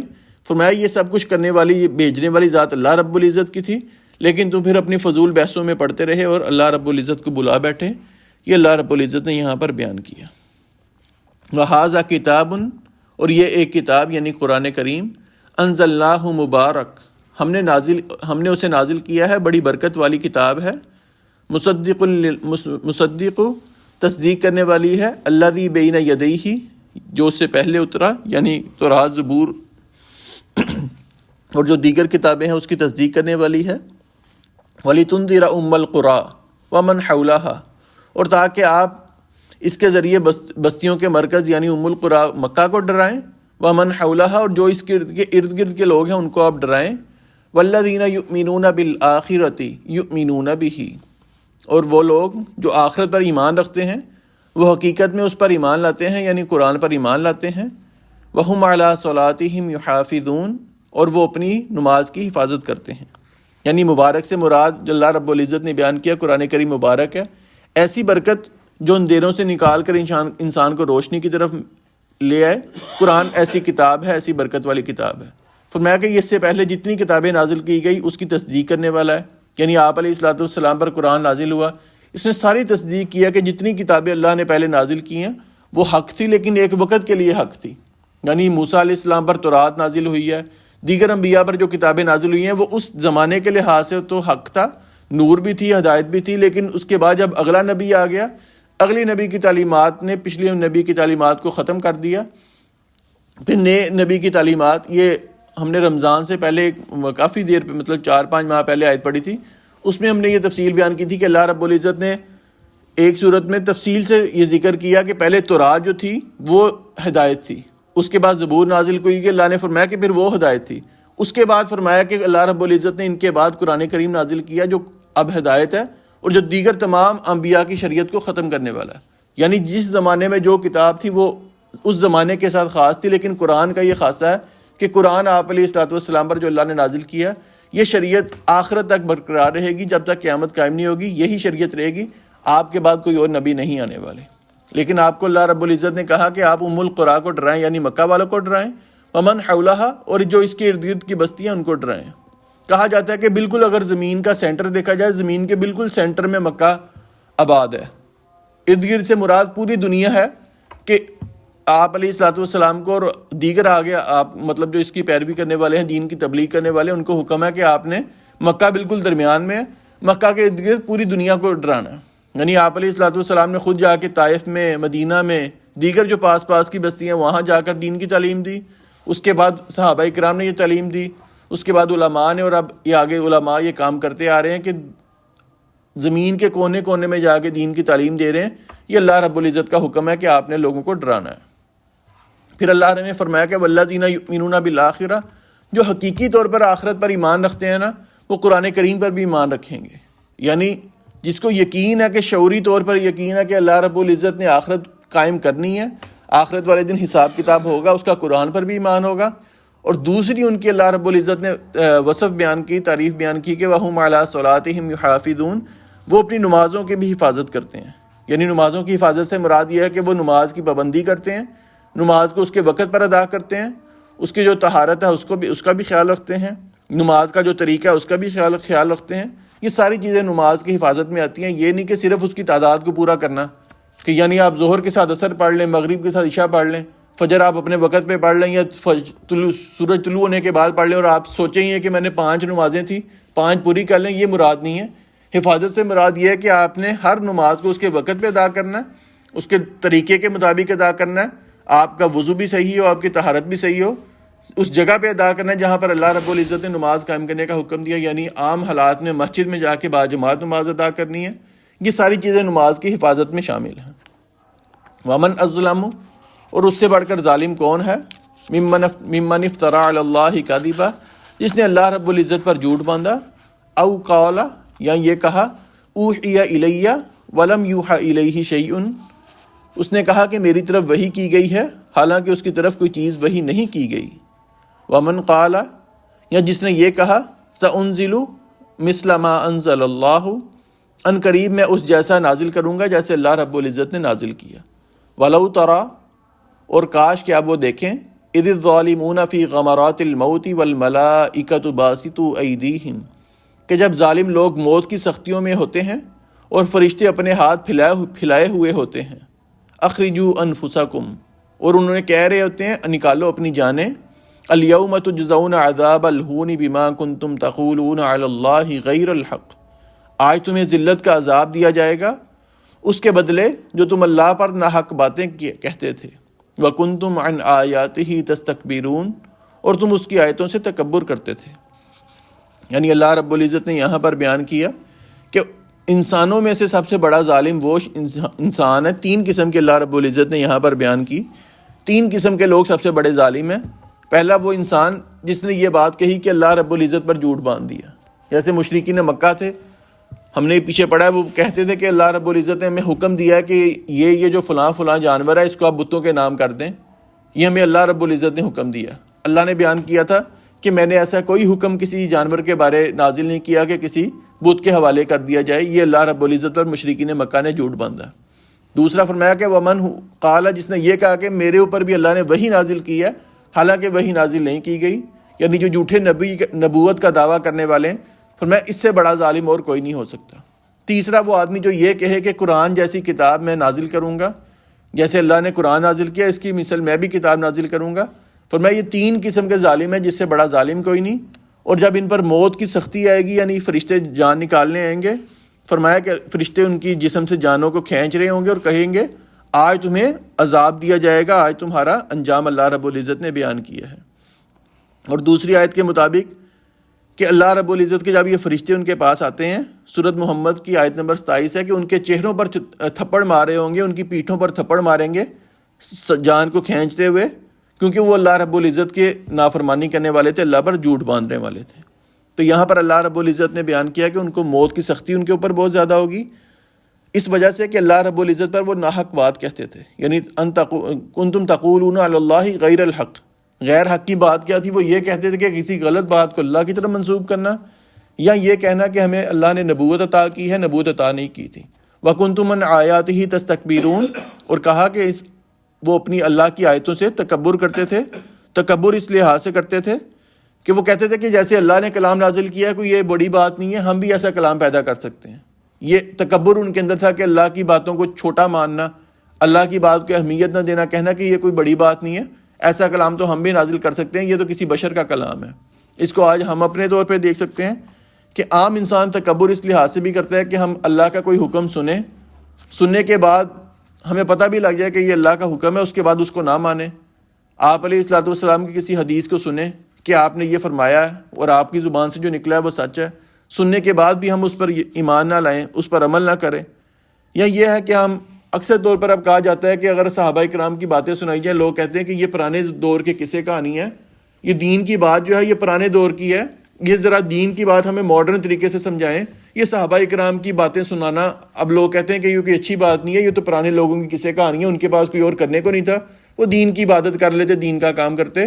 یہ صحابہ کرام کی باتوں کو فضول باتیں کہنا یا دین کی باتوں کو یہ کہنا کہ یہ ماڈرن زمانے کے لحاظ سے صحیح نہیں ہے، یا جو دین کا کام کرنے والے ہیں علماء ہیں ان کی باتوں کو حقیر سمجھنا، ان کو معاشرے کا حقیر ترین فرد سمجھنا، ان کو اہمیت نہ دینا، یہ ساری باتیں اللہ رب العزت کے ساتھ تکبر کرنے کے بارے میں آتی ہیں کہ اللہ کے دین کو برا کہنا، اس کو اہمیت نہ دینا، یا بات سمجھنے کے بعد عمل نہ کرنا، یا جو بات سمجھانے والے ہیں ان کی اہمیت کو انسان نہ سمجھے یا ان کو حقیر سمجھے، یہ ساری باتیں اللہ رب العزت کے ساتھ تکبر کرنے میں آتی ہیں۔ اور فرمایا تکبر کرنے کا انجام یہ ہوگا کہ جب فرشتے ان کی جان نکالیں گے تو اس وقت ان کے چہروں پر، ان کی پیٹھوں پر ماریں گے اور ان کی جان کو کھینچیں گے زور سے، اور ذلت اور رسوائی والی ان کو موت اللہ رب العزت نصیب کریں گے۔ اللہ تعالی ہمیں ایسی موت سے محفوظ فرمائے۔ وَلَقَدْ، اور بلا شبہ، جِئْتُمُونَا، یقیناً تم ہمارے پاس اکیلے آؤ گے، فرادا، اکیلے اکیلے، کما خلقناکم اول مرہ، جیسے ہم نے تمہیں پہلی بار پیدا کیا تھا، وترکتم ما خولناکم وراء ظہورکم، اور تم اپنی پیٹھوں کے پیچھے چھوڑ آئے ہو جو کچھ ہم نے تمہیں دیا تھا۔ وما نرى معكم شفعاءكم الذين زعمتم انهم فيكم شركاء، اور ہم تمہارے ساتھ تمہارے وہ سفارش کرنے والے نہیں دیکھتے جنہیں تم نے گمان کیا تھا کہ بے شک وہ تم میں حصے دار ہیں۔ لقد تقطع بینکم وضل عنکم ما کنتم تزعمون، بلا شبہ یقیناً تمہارا آپس کا رشتہ کٹ گیا اور تم سے گم ہو گیا جو کچھ تم گمان کیا کرتے تھے۔ یعنی اللہ رب العزت نے بیان کیا کہ روز قیامت انسان اکیلا اللہ رب العزت کے پاس جائے گا، یعنی نہ کوئی انسان کا رشتہ دار، نہ کوئی دوست، نہ کوئی وکیل اللہ کے پاس آ جائے گا۔ اور دوسری آیت میں اللہ رب العزت نے بیان کیا کہ روز قیامت اللہ کے پاس انسان اکیلا جائے گا، اور ساتھ فرما دیا کما خلقناکم اول مرہ، جیسے اللہ نے پہلی دفعہ انسان کو پیدا کیا، یعنی انسان جب دنیا میں آتا ہے تو انسان اکیلا آتا ہے، انسان کے ساتھ اور کوئی دوسرا نہیں آتا۔ جب انسان دنیا میں پیدا ہوتا ہے ماں کے پیٹ سے، اکیلا وہاں سے نکلتا ہے۔ دوسری چیز، جب ماں کے پیٹ سے نکلتا ہے انسان برہنہ حالت میں ہوتا ہے۔ آپ علیہ الصلوۃ والسلام نے فرمایا کہ انسان روز قیامت اللہ کے سامنے پیش ہوگا، بے لباس پیش ہوگا۔ سیدہ عائشہ نے پوچھا اللہ کے رسول وہاں پر مرد بھی ہوں گے، عورتیں بھی ہوں گے، کیا انسان کی نظر کسی دوسرے کے اوپر نہیں پڑے گی؟ یعنی دنیا میں ہم دیکھیں کہ اگر کسی ایک مجلس میں عورتیں بھی برہنہ موجود ہیں، مرد بھی برہنہ موجود ہیں، انسان کی خواہش بھی جاگے گی، انسان عورت کی طرف دیکھے گا، عورت مرد کی طرف دیکھے گی۔ کہا اللہ کے رسول کیا قیامت والے دن یہ منظر نہیں ہوگا؟ کہا کہ منظر ہی اتنا سخت ہوگا کہ انسان کو اپنے سوا کسی کو دیکھنے کی ہمت ہی نہیں ہوگی۔ یعنی ایک طرف کیسے اب انسان تصور کرے دنیا میں کوئی عورت انسان کے پاس کھڑی ہے، برہنہ حالت میں کھڑی ہے، اور کہاں پر فرمایا روز قیامت عورتیں کھڑی ہوں گی لیکن انسان عورت کی طرف نہیں دیکھے گا۔ یہ کہاں ہے؟ کیا یہ حدیث میں ہے؟ میں آپ کو حدیث بتا دیتا ہوں کون سی ہے۔ حدیث یہ ہے کہ آپ علیہ الصلوۃ والسلام نے فرمایا کہ فرمایا کہ حدیث یہ ہے کہ روز قیامت انسان برہنہ حالت میں پیش ہوگا، یعنی ہاں جی ہاں جی۔ تو پھر آپ کو کون سی حدیث چاہیے؟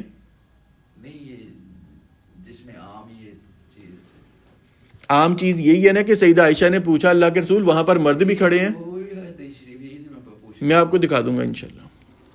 فرمایا کہ مرد بھی وہاں پر کھڑے ہوں گے، عورتیں بھی کھڑی ہوں گی، کیا ایک دوسرے کی طرف نظر نہیں پڑے گی؟ کہا کہ معاملہ اتنا سخت ہوگا کہ انسان مرد عورت کی طرف نہیں دیکھے گا، عورت مرد کی طرف نہیں دیکھے گی۔ میں کلاس کے بعد آپ کو دکھا دیتا ہوں۔ تو یہ فرمایا کہ اتنا معاملہ سنگین ہوگا۔ فرمایا جیسے انسان کو پہلی دفعہ پیدا کیا ماں کے پیٹ سے اکیلا نکالا، اکیلا وہاں پر اللہ کے پاس جائے گا. ماں کے پیٹ سے برہنہ نکلا، برہنہ اللہ کے دربار میں پیش ہوگا. ماں کے پیٹ سے جب بچہ نکلتا ہے تو بغیر ختنے کیے نکلتا ہے. فرمایا روز قیامت بھی انسان بغیر ختنے کیے اللہ کے سامنے پیش ہوگا. وَتَرَكْتُم مَّا خَوَّلْنَاكُمْ وَرَاءَ ظُهُورِكُمْ. فرمایا کہ انسان جب اللہ کے پاس جاتا ہے، دنیا سے جاتا ہے، فرمایا سب کچھ جو اللہ نے اس کو دیا تھا وہ دنیا میں چھوڑ کر آتا ہے. یعنی کہاں پر انسان دنیا کے پیچھے لگ کر دنیا کی آسائشیں کمانے کے لیے، دنیا کی زیب و زینت کے لیے کہاں پر پوری زندگی بسر کرتا ہے کہ ایک گھر بنانے کے لیے وہ کتنی نمازیں بھی قضا کرے گا، کتنے وہ لوگوں کا حق کھائے گا، کتنے لوگوں سے مال لے گا، کیا کچھ کرے گا ایک گھر بنانے کے لیے، گاڑی لینے کے لیے، گھر کا فرنیچر لینے کے لیے. لیکن فرمایا روز قیامت جب انسان اللہ کے سامنے پیش ہوگا تو ساری کی ساری جو دنیا کی نعمتیں ہیں وہ دنیا میں چھوڑ کر آ جائے گا. یعنی یہ دنیا میں بھی ہم دیکھتے ہیں کہ دنیا میں کبھی کوئی ایسا عذاب آ جائے، کوئی ایسی آفت آ جائے، ایک طرف انسان کی ساری جمع پونجی ہے اور ایک طرف انسان کی جان ہے. انسان جمع پونجی چھوڑ دیتا ہے، کہتا ہے میں صرف جان بچا لوں، یہ دنیا کا مال پھر میں حاصل کر لوں گا. فرمایا روز قیامت بھی انسان کا یہی کام ہوگا کہ یہ انسان دنیا سے جاتا ہے، دنیا کے لیے وہ کتنا کچھ اللہ کی نافرمانی کرتا ہے. اب یہی دیکھ لیں، گھر بنا رہے ہیں، گھر بنانے میں آپ کوئی کام کرنے گئے ہیں، پیچھے نماز کا ٹائم ہو گیا، اچھا یار نماز بعد میں پڑھ لیتے ہیں، یہ کام کر لوں. نماز آپ کی قضا ہو رہی ہے، رہ رہی ہے، انسان کو پرواہ نہیں ہے. آپ تھوڑی سی 2 نمبری کر لیں گے، ٹھیکیداروں کے ساتھ 2 نمبری کر لی، دکاندار کے ساتھ 2 نمبری کر لی، چلو میرا یہاں سے پیسے بچ جائیں، یہاں سے مجھے مال مل جائے، یہاں سے مال مل جائے. کبھی مزدوروں کے ساتھ آپ نے کام کر لیا، ان کو زبردستی دھمکا کے آپ نے آج کی مزدوری نہیں دی. مطلب دنیا کمانے کے لیے انسان ایک ایک پل اپنا ضائع کرتا ہے. لیکن فرمایا کہ اللہ کے سامنے جب پیش ہونا ہے، سب کچھ دنیا میں انسان چھوڑ کر آ جائے گا، خالی ہاتھ آ جائے گا. تو وہاں پر اللہ رب العزت فرمائیں گے کہ آج سب کچھ دنیا میں چھوڑ دیا ہے. اور آج بھی ہم دیکھ لیں کہ ہم ساری اپنی طاقت کس کام کے لیے لگاتے ہیں. ایک طرف ہم دین کو دیکھ لیں، ایک طرف دنیا کو دیکھ لیں. ہمارے 24 گھنٹے میں سے کتنے گھنٹے ایسے ہیں کہ ہم سوچتے، کم از کم ہماری سوچ ہو کہ یار میں نے دین کے لیے کیا کام کرنا ہے، میں دین کے لیے کیا کر سکتا ہوں. ہم کچھ سوچیں کہ میری جوانی کس طرح دین میں لگ سکتی ہے، میرا مال کس طرح دین میں لگ سکتا ہے، میری کوئی سوچ سے، کوئی فکر سے، کوئی میں کسی کو اچھا مشورہ دے دوں، کوئی دین کا کام ہو جائے. اور دوسری طرف ہم کتنے گھنٹے دنیا کے پیچھے لگاتے ہیں کہ ہم فارغ بیٹھے ہیں، ہم سوچتے ہیں کہ یار میں کاروبار میں کیسے انویسٹ کروں، کون سا طریقے سے میں ایڈورٹائزمنٹ کروں میں تاکہ کامیاب ہو جاؤں. ہم دنیا کے پیچھے کتنا لگتے ہیں اور آخرت کے پیچھے کتنا لگتے ہیں. یہ سارے کے سارا دنیا کے ساتھ تعلق ہے. لیکن جیسے انسان دنیا سے جائے گا پھر سب کچھ دنیا میں چھوڑ کر خالی ہاتھ اللہ کے سامنے پیش ہو جائے گا. اور فرمایا کہ وَمَا نَرَىٰ مَعَكُمْ شُفَعَاءَكُمْ. فرمایا کہ روز قیامت جس کو تم یہ خیال کرتے ہو دنیا میں کہ فلاں پیر فقیر میرا سفارشی ہے، فلاں مجھے جنت میں لے جائے گا، میرا ہاتھ پکڑ کے میں دنیا میں اس کا دامن پکڑ لوں، میں اس پر نظر و نیاز کروں. فرمایا کہ اللہ فرماتے ہیں کہ وہاں پر ہمیں کوئی نظر نہیں آ رہا جو آپ کی سفارش کرے گا. جو دنیا میں تم سوچتے تھے کہ یہ میرا جنت کا ساتھی ہوگا، یہ مجھے جنت میں ساتھ لے جائے گا، یا انسان یہ سوچتا ہے کہ اب میں نے بیٹے کو حفظ کروا لیا ہے، بیٹے نے والدین کو بھی جنت میں لے جانا ہے، اب باپ جو ہے وہ اور نافرمانی میں پڑ جائے کہ میں نے جنت میں چلے جانا ہے، میرے بیٹے نے لے جانا ہے، لہٰذا مجھے نیک عمل کرنے کی ضرورت نہیں ہے، میرا بیٹا مجھے جنت میں لے جائے گا، اب میں دنیا کمانے کے پیچھے پڑ جاؤں. یہ کام نہیں ہے. آپ نے بیٹے کو دین پڑھایا، حفظ کروایا، آپ کو چاہیے مزید آپ نیک کام کریں تاکہ جنت میں جانے کے لیے آپ کا بیٹا آپ کا سہارا بن جائے. یہ نہ ہو کہ آپ مزید اللہ سے دور ہو جائیں. بیٹا آپ کو سہارا بن سکتا تھا لیکن اس لیے نہیں بنا کہ والدین نافرمان تھے. فرمایا کہ اللہ کے ہاں کوئی اللہ کو ایسا سفارشی نظر نہیں آ رہا جس کے بارے انسان کا گمان تھا کہ وہ جنت میں لے جائے گا. اللہ کو ایسا کوئی نظر نہیں آ رہا. اور فرمایا لقد تقطع بینکم وضل عنکم ما کنتم تزعمون. جتنے انسان کے رشتہ دار تھے، انسان کے تعلقات دنیا میں بہت زیادہ تھے، فرمایا روز قیامت سب کچھ کٹ جائے گا. جو وہ انسان گمان کرتا تھا سب کچھ گم ہو جائے گا. انسان کے رحم و خیال میں بھی نہیں ہوگا کہ انسان کے ساتھ یہ کچھ ہونے والا ہے. وہاں پر وہ انسان کے ساتھ ہونے والا معاملہ ہے. ان اللہ، بے شک اللہ تعالیٰ، فالق الحب والنوا، دانے کو اور گٹلی کو پھاڑنے والا ہے. یخرج الحی من المیت، وہ زندہ کو مردہ سے نکالتا ہے. ومخرج المیت من الحی، اور مردہ کو زندہ سے نکالنے والا ہے. ذالکم اللہ، یہی اللہ رب العزت ہے. فأنا تؤفکون، پھر تم کہاں بہکائے جاتے ہو.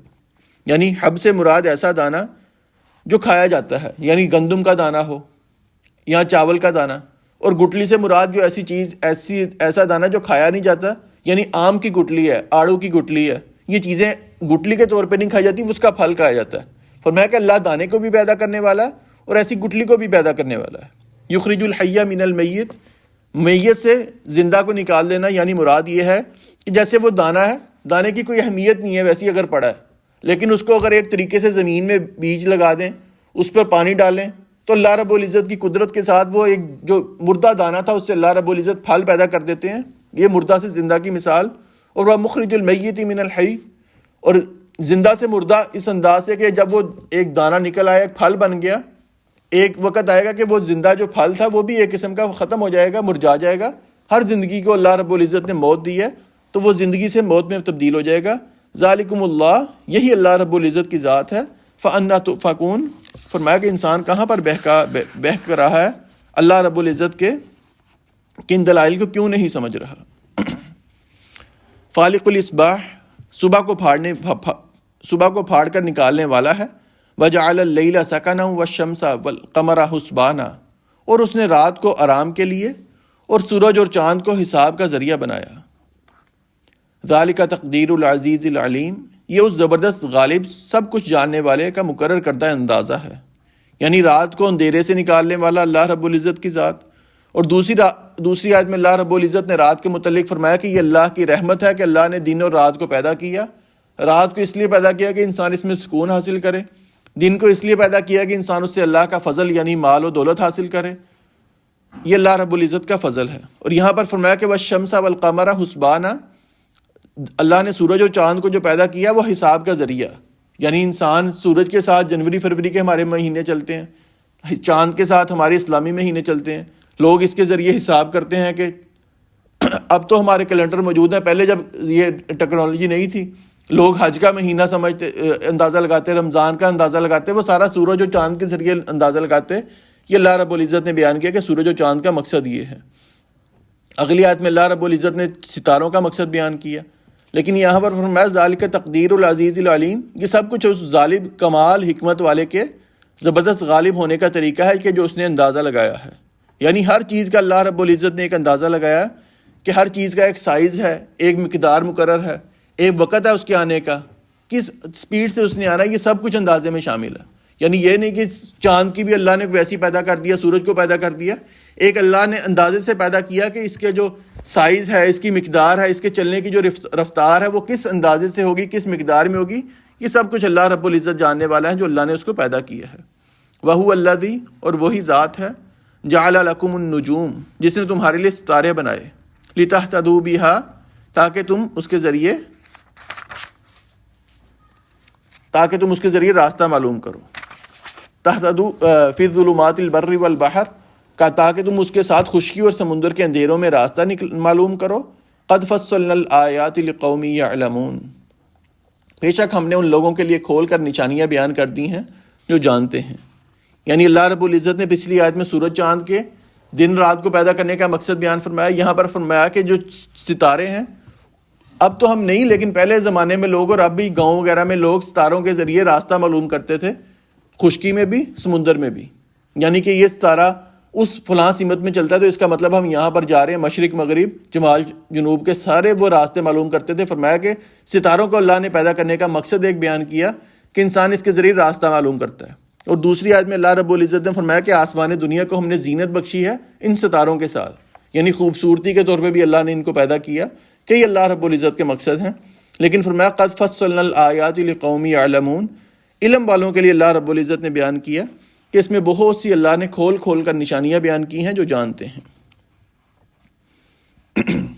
اللہ نے یہاں پر علم والوں کا اس لیے ذکر کیا کہ جو اللہ نے آیات کو کھول کھول کر بیان کیا وہ علم والوں کے لیے کیا.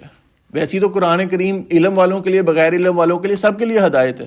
لیکن جو علم حاصل کرے گا، جو اس میں غور و فکر کرے گا، جو تلاش کرے گا، کوشش کرے گا، اس کو انسان اللہ رب العزت کی طرف سے مزید مدد ملے گی اس کو قرآن سمجھنے میں.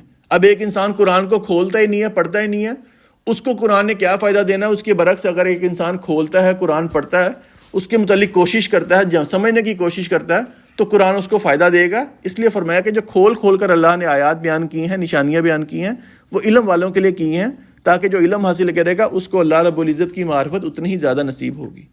وَهُوَ الَّذِي، اور وہی ذات ہے، أَنشَأَكُم مِّن نَفْسٍ وَاحِدَةٍ، جس نے تمہیں ایک جان سے پیدا کیا، فمستقر و مستودع، پھر ایک ٹھہرنے کی جگہ بنائی اور ایک سونپے جانے کی جگہ بنائی، قد فصلنا الآیات لقوم یفقہون، بے شک ہم نے ان لوگوں کے لیے نشانیاں کھول کر بیان کر دی جو سمجھتے ہیں۔ اس آیت میں اللہ رب العزت نے 3 چیزیں بیان کی، وَهُوَ الَّذِي أَنشَأَكُم مِّن نَفْسٍ وَاحِدَةٍ، انسان کا عقیدہ کہ انسان کو اللہ نے بندر سے بنایا۔ اللہ رب العزت نے فرمایا کہ میں نے انسان کو بنایا ایک نفس سے، یعنی آدم علیہ السلام کو پیدا کیا۔ ایک نفس بنانے کا مطلب آدم علیہ السلام کو پیدا کیا۔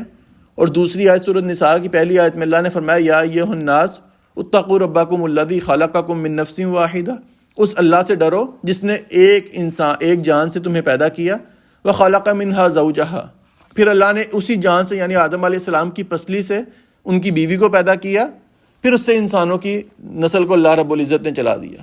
اور دوسری آیت میں اللہ نے فرمایا کہ اللہ نے آدم علیہ السلام کو پیدا کیا، اسی سے اللہ رب العزت نے ان کی بیوی کو پیدا کیا تاکہ وہ سکون حاصل کر سکیں، پھر یہ اللہ رب العزت نے انسان کی جو ایک نسل چلانی تھی وہ اللہ نے چلا دی۔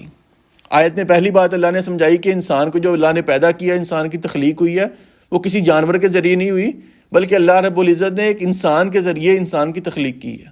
دوسری بات اللہ نے فرمایا فمستقرن، اللہ نے ایک جو ٹھہرنے کی جگہ بنائی، اس سے مراد ماں کا رحم ہے، ماں کا پیٹ ہے، کہ اللہ نے 9 مہینے تک کیسے انسان کو ماں کے پیٹ میں رکھا، کیسے اس کی خوراک کا انتظام کیا، کیسے اس کو سانس مہیا کیا، خوراک کا انتظام کیا، کیسے کیسے اس کے مراحل تھے، وہ سارے مراحل اللہ رب العزت نے بیان فرما دیے اس لفظ میں کہ اللہ نے ٹھہرنے کی جگہ اس کی مقرر کی۔ وہ مستودع، اور اس کے سونپے جانے کی جگہ یعنی اس کی قبر۔ یعنی پچھلی آیت میں اللہ رب العزت نے جو نشانیاں بیان کی تھی وہ ظاہری نشانیاں، یعنی آسمان کو دیکھ لینا، سورج کو دیکھ لینا، چاند کو دیکھنا، ستاروں کو دیکھنا، دیکھ کے انسان کو کوئی بات سمجھ میں آتی ہے، علم میں آتی ہے کہ واقعتاً ایک چیز موجود ہے، اس کا ظاہری کوئی وجود موجود ہے۔ لیکن یہاں پر وہ جو تینوں باتیں ہیں کہ انسان کو کہ اللہ نے یعنی انسان اس میں سوچے گا، مزید غور و فکر کرے گا، کیسے اللہ نے ایک نفس سے انسان کی تخلیق فرما دی، کیسے نسل انسانی چلا دی ایک تخلیق کے ذریعے، کیسے انسان کو اللہ نے ماں کے پیٹ میں رکھا، کیسے کیسے اس کے مراحل تھے، ماں نے تکلیف برداشت کی، کیسے کیسے سارے مرحلے اللہ نے بیان کر دیے کہ اس میں انسان غور کرے، اور پھر قبر کے بعد کے جو معاملات ہیں اس میں انسان غور کرے کہ انسان کے ساتھ کیا وقت گزرنے والا ہے۔ فرمایا کہ فصلنا الآیات، یہ ہم نے آیات کھول کر بیان کی سمجھ بوجھ رکھنے والی قوم کے لیے۔ پچھلی آیت میں اللہ نے فرمایا آخر میں قد فصلنا الآیات لقوم یعلمون، علم والوں کے لیے، جاننے والوں کے لیے۔ اس آیت میں فرمایا کہ یفقہون، ایسی قوم کے لیے جو سمجھ بوجھ رکھتے ہیں۔ یعنی علم سے مراد کسی چیز کو آپ ظاہری نشانیوں کے ذریعے جان لیں، جیسے ظاہری نشانیاں سورج ہے، چاند ہے، دن رات، ستارے، یہ ظاہری نشانیاں۔ لیکن فقاہت سے مراد، سمجھنے سے مراد آپ دلائل کی روشنی میں جو چیزیں انسان غور و فکر کے ذریعے حاصل کر سکتا ہے، اس چیزوں کو جاننے کا نام فقہ ہے۔ یہ اللہ رب العزت نے فرمایا کہ جو اس میں انسان غور و فکر کرے گا کہ کیسے کیسے یہ مراحل تھے، غور و فکر کرنے سے اس کو علم ملے گا، فقہ ملے گی، اور فقاہت جو ہے وہ علم سے اگلا درجہ ہے۔ یہ اللہ رب العزت نے اس لیے جو مشکل ترین نشانیاں ہیں غور و فکر کرنے کی، اس کے لیے فرمایا کہ یفقہون، جو سمجھ بوجھ رکھنے والے ہیں وہ انسان سمجھ سکتے ہیں، عام انسان کے یہ سمجھنے کا کام نہیں ہے۔ وَهُوَ الَّذِي، اور وہی ذات، انزل من السماء ماء، جس نے آسمان سے کچھ پانی اتارا، فاخرجنا به نبات، اور اس نے اس کے ذریعے ہر چیز کی انگوری نکالی، یعنی نباتات پیدا کیے۔ فاخرجنا منه خضرا، پھر اس نے اس کے ساتھ سبز کھیتی نکالی۔ نخرج منه حبا متراکبا، جس میں سے ہم تہ بتہ چڑھتے ہوئے دانے نکالتے ہیں۔ ومن النخل من طلعها قنوان دانیہ، اور ہم نے کھجور کے درختوں سے اس کے گابے میں سے جھکے ہوئے خوشے نکالے۔ وجنات من اعناب، اور ہم نے انگوروں کے باغات ملتے جلتے پیدا کر دیے۔ والزیتون، یعنی انگوروں کے اور زیتون کے، متشابہن وغیرہ متشابہ، کچھ باغات اس کے ملتے جلتے ہیں اور کچھ نہ ملنے والے۔ انظروا الی ثمرہ اذا اثمر وینعہ، اس کے پھل کی طرف دیکھو جب وہ پھل لائے اور اس کے پکنے کی طرف، یعنی ایک اس کے شروع کے وقت میں دیکھو پھل کی شکل و صورت کیا ہے، اور ایک جب وہ پکنے کے قریب ہو اس وقت اس کی شکل و صورت کو دیکھو۔ ان فی ذلکم لآیات لقوم یؤمنون، بے شک اس میں ان لوگوں کے لیے یقیناً بہت سی نشانیاں ہیں جو ایمان لاتے ہیں۔ یعنی اللہ نے فرمایا کہ آسمان سے اللہ نے بارش نازل کی، اس کے ذریعے اللہ رب العزت نے تھوڑی سی چیز اگا دی، یعنی تھوڑا سا پھل بوٹے وغیرہ وہاں سے نکل آئے. پھر اس کے بعد اللہ رب العزت نے وہاں سے ہریالی پیدا کر دی. ہریالی پیدا کرنے کے بعد اللہ نے فرمایا کہ جو اللہ نے زمین میں نباتات پیدا کی تھی بارش کے ذریعے، اس کے ذریعے اللہ نے فرمایا کہ اس میں اللہ نے کھجور کے درخت پیدا کیے. کھجور کے درختوں کا ذکر کیا کہ جو شروع کے اس کے کھجور کے درخت ہیں وہ ذرا جھکے ہوتے ہیں، اس وجہ سے کہ ان پہ پھل زیادہ لگ جاتا ہے، وزن کی وجہ سے جھک جاتے ہیں. یا وہ یہ فرمایا کہ ایک دوسرے کے ساتھ ملے ہوتے ہیں. یعنی آپ کھجور کے درخت کو مالٹے کے درخت کے ساتھ ملائیں، کیسے مالٹا الگ الگ ہوتا ہے اور کھجوریں ایک دوسرے کے ساتھ ملی جلی ہوتی ہیں. یہ فرمایا کہ اللہ نے جو کھجوروں کو پیدا کیا وہ کھجوریں ایک دوسرے سے ملی بھی ہوئی ہیں، یا وہ ایک دوسرے وزن کی وجہ سے جو اس کے شروع والے ابتدائی حصے ہوتے ہیں اس کی ٹہنیاں وہ زیادہ جھکی ہوتی ہیں. آگے اللہ رب العزت نے فرمایا وہ مِنَ الْأَعْنَابِ، انگوروں کا ذکر کیا اور زیتون کا ذکر کیا.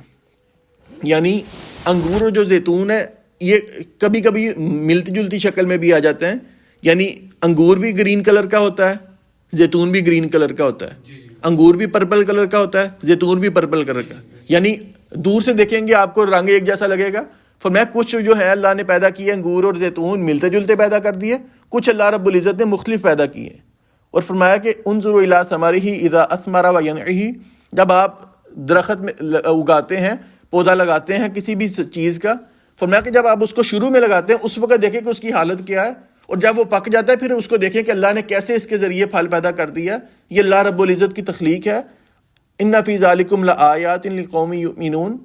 اللہ رب العزت نے اس آیت میں حکم دیا کہ انسان کو کبھی اس نیت سے بھی سفر کرنا چاہیے کہ انسان جا کر پھل وغیرہ کو دیکھے اور اللہ رب العزت کی تخلیق کو، اللہ کی معرفت کو دیکھے کہ کیسے اللہ رب العزت ان چیزوں کو پیدا کرنے والا ہے. اصل میں بات یہ ہے کہ آج کل ہمارے پاس یہ ٹائم ہی نہیں ہے کہ ہم ایسی چیزوں پر غور کریں، اس لیے ہمارا ایمان کا لیول بھی وہ والا نہیں ہوتا جو پہلے لوگوں کا تھا. یعنی اللہ نے یہاں پر حکم دیا کہ آپ جا کے پھلوں کو دیکھیں کہ جب پھل شروع میں لگتا ہے کیسا ہے اور جب پک جاتا ہے پھر کیسا ہے. اور ہم نے کبھی اس نیت سے سفر ہی نہیں کیا کہ ہم جا کے یہ دیکھیں، اپنے باغات میں جا کر دیکھیں کہ یہ کیسے اللہ رب العزت تخلیق کر رہے ہیں. فرمایا کہ یہ نشانیاں ہیں ایمان رکھنے والوں کے لیے. یعنی انسان اس پہ غور کرے گا، انسان کا ایمان مزید بڑھ جائے گا. وجعلوا، اور انہوں نے بنائے، للہ اللہ کے ساتھ، شرکاء الجن، جنوں کو اللہ کا شریک بنا دیا. وخلقہم، حالانکہ اللہ رب العزت نے انہیں پیدا کیا تھا. وخرقوا لہ بنین و بنات بغیر علم، اور اس کے لیے بیٹے اور بیٹیاں کچھ جانے بغیر تراش لیں. سبحانہ و تعالی اما یصفون، اور وہ پاک ہے، بہت بلند ہے جو وہ بیان کرتے ہیں. یعنی اللہ رب العزت نے بیان کیا کہ لوگوں نے جنوں کو بھی اللہ رب العزت کے ساتھ شریک بنا لیا. یعنی جنوں میں سے شیطان بھی ہیں، ان کو بھی اللہ کا شریک بنا لیا. یا جن سے مراد کہ انسان جس چیز کو نہیں دیکھتا، یعنی جن جو ہیں ان کو دیکھتے نہیں ہیں، تو جن سے مراد ایک ترجمہ یہ بھی کیا گیا کہ فرشتے مراد ہیں.